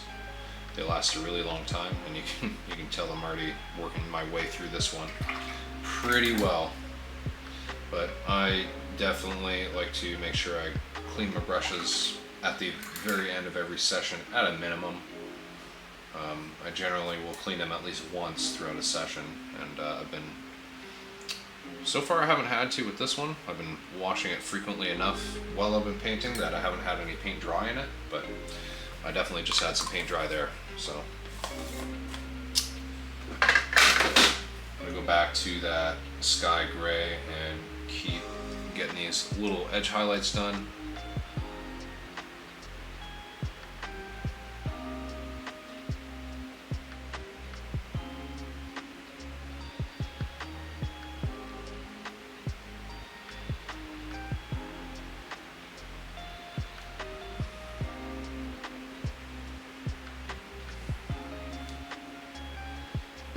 Very gently holding my pressure on top of the miniature. Very, very gentle. Very gentle.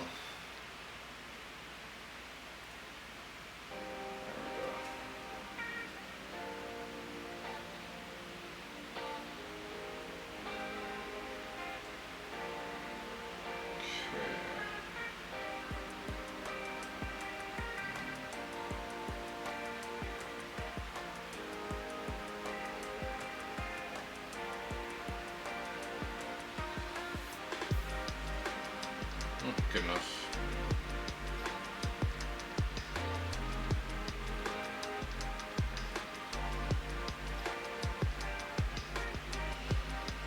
Okay, now I'm going to go back, I'm going to rinse my brush, go back to this sky gray again, and I'm going to start hitting kind of these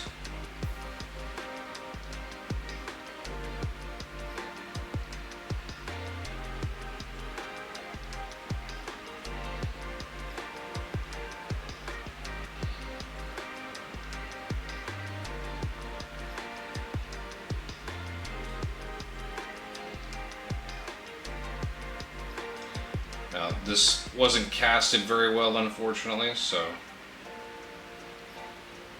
I don't really have any hard edges to kind of lean on. I just have to trace as carefully as I can so I can make the nice clear indication that there is a panel line.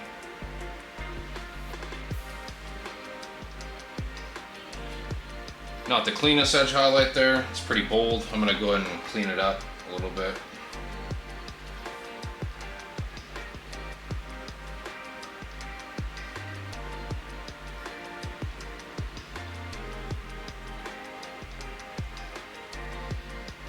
Go back in with probably like a really dark gray and fill in between the panel lines. Also gonna get this back end here, I think. Yeah, we'll do that quickly. This one's a little bit more well defined. It took a lot of that wash that I did last session pretty well. These other lines are so shallow they just didn't pick up any of the wash. So I'm gonna pick up like this gray coat gray. It's this stuff here. Give you an idea of what the color tone looks like. So I gotta add a little bit more water to that. It's a little bit dry.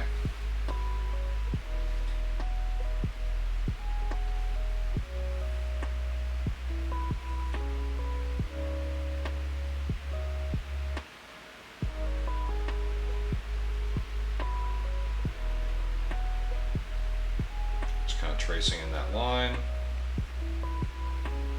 And I might go in with a little bit of the Vallejo black gray on these sim lines as well. Just slightly narrower, maybe. Just for a little bit of continuity. make the color tones the same. Apply it in there. This will just really help sell the 3D, like the 3D, idea of it. Grab just a little bit of black gray. It's very thin. I'll grab that little water drop off there so it doesn't fall.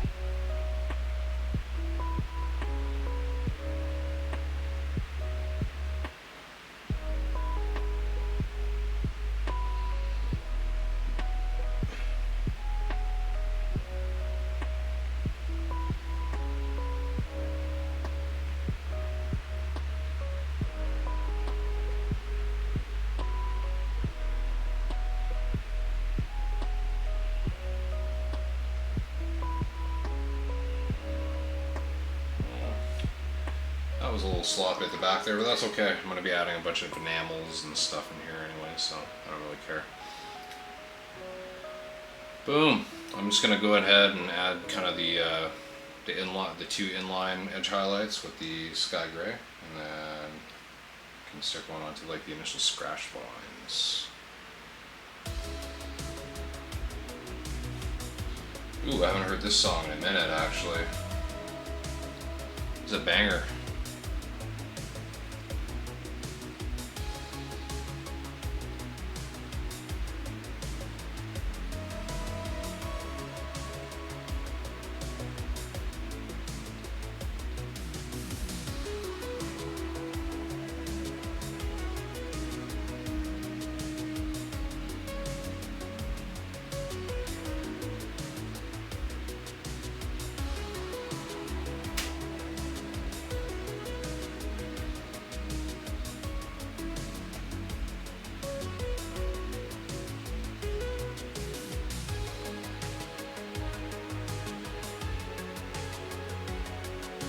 There we go.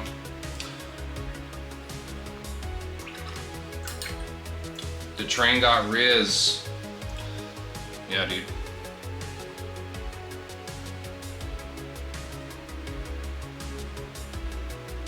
You're on the night train, baby. Oh yeah. Alright. I'm gonna go ahead and add a little bit of the black wash. I know I shouldn't really use the wash on my detail brush, but I'm just going to go ahead and fill that in. Rinse that out quickly. I'm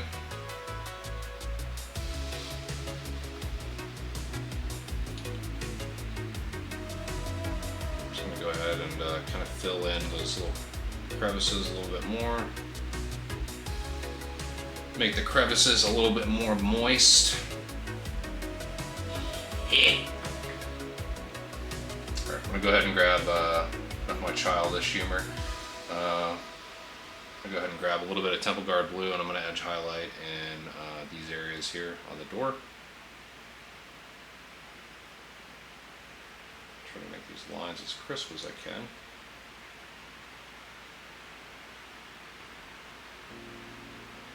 I'm not going to cover the entire thing in edge highlights, I just want to kind of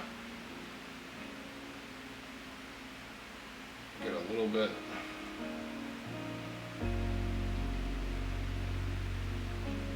Just a little bit along the bottom of the windows and along kind of the middle line of the door.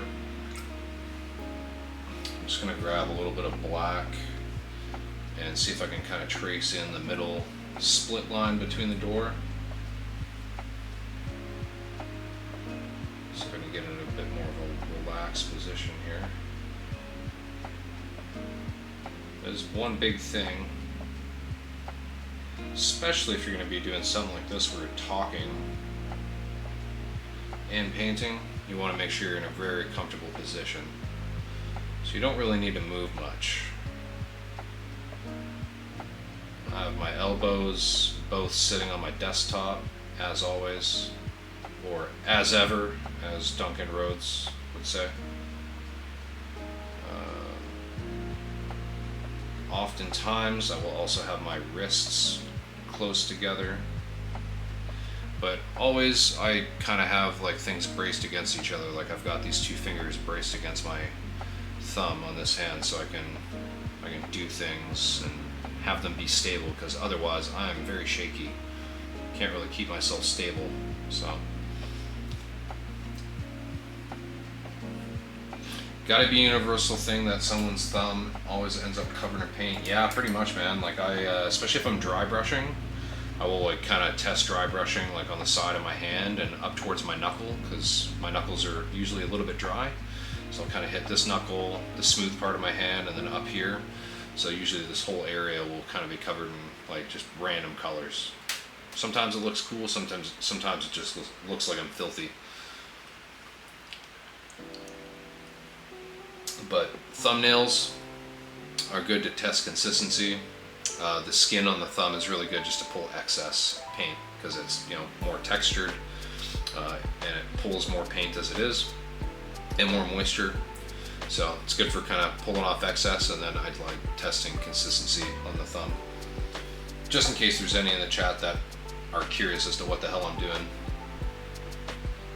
Alrighty, that has dried. I'm gonna quickly get a little bit of black, and I'm gonna fill in that little porthole.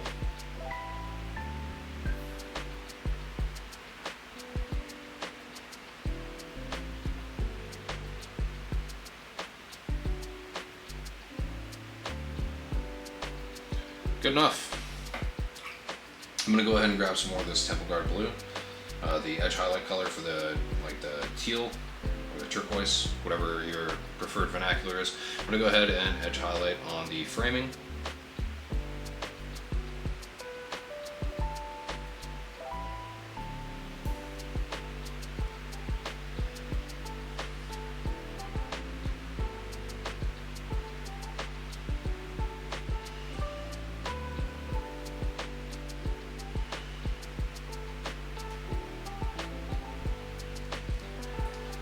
Kind of get along the bottom of the porthole.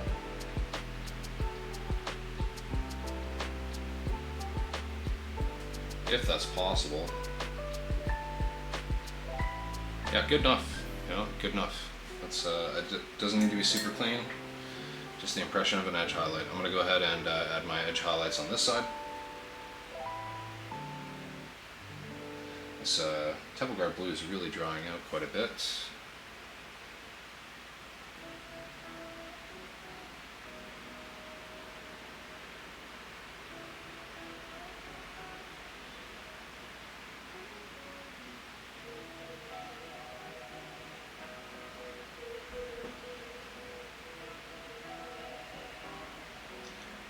Again, just trying to hit that center line and then hitting underneath these little portholes.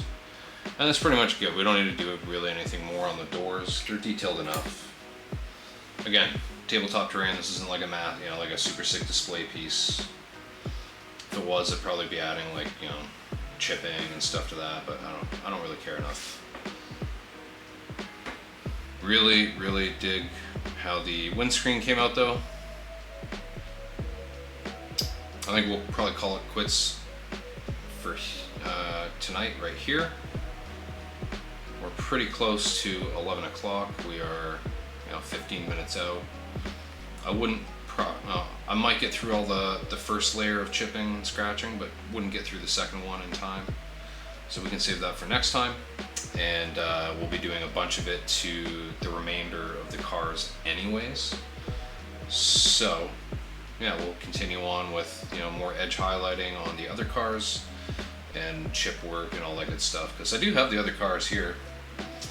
I brought them out. I've had them out the whole time just in case. They're still glossy from the last session. Haven't done much with them.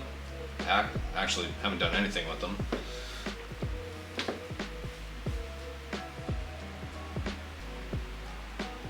Boom, nice and rusty. Got the two different, you know, finishes on the tanker cars. This one I'm really gonna beat up with quite a bit of stuff. This one less so. Can't remember who it was earlier was asking about the round decals or decals on this, and I mentioned the Roundel decal sheets from Death Ray Designs. These roundels are also from the same sheet from Death Ray Designs. I'll actually pull that out right now, just so you folks can see what it looks like. Just like this. So it's their Steel Rift Authority Roundel 2. The first, the Roundel 1 sheet has just like 4 different kinds, but different ones. And they look pretty cool too.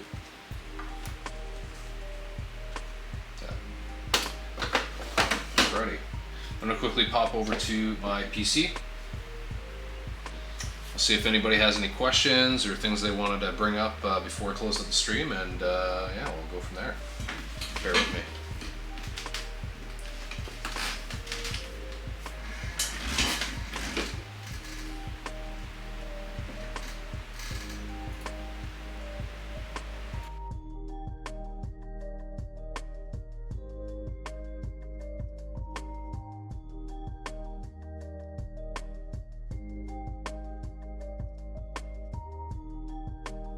Alrighty, folks.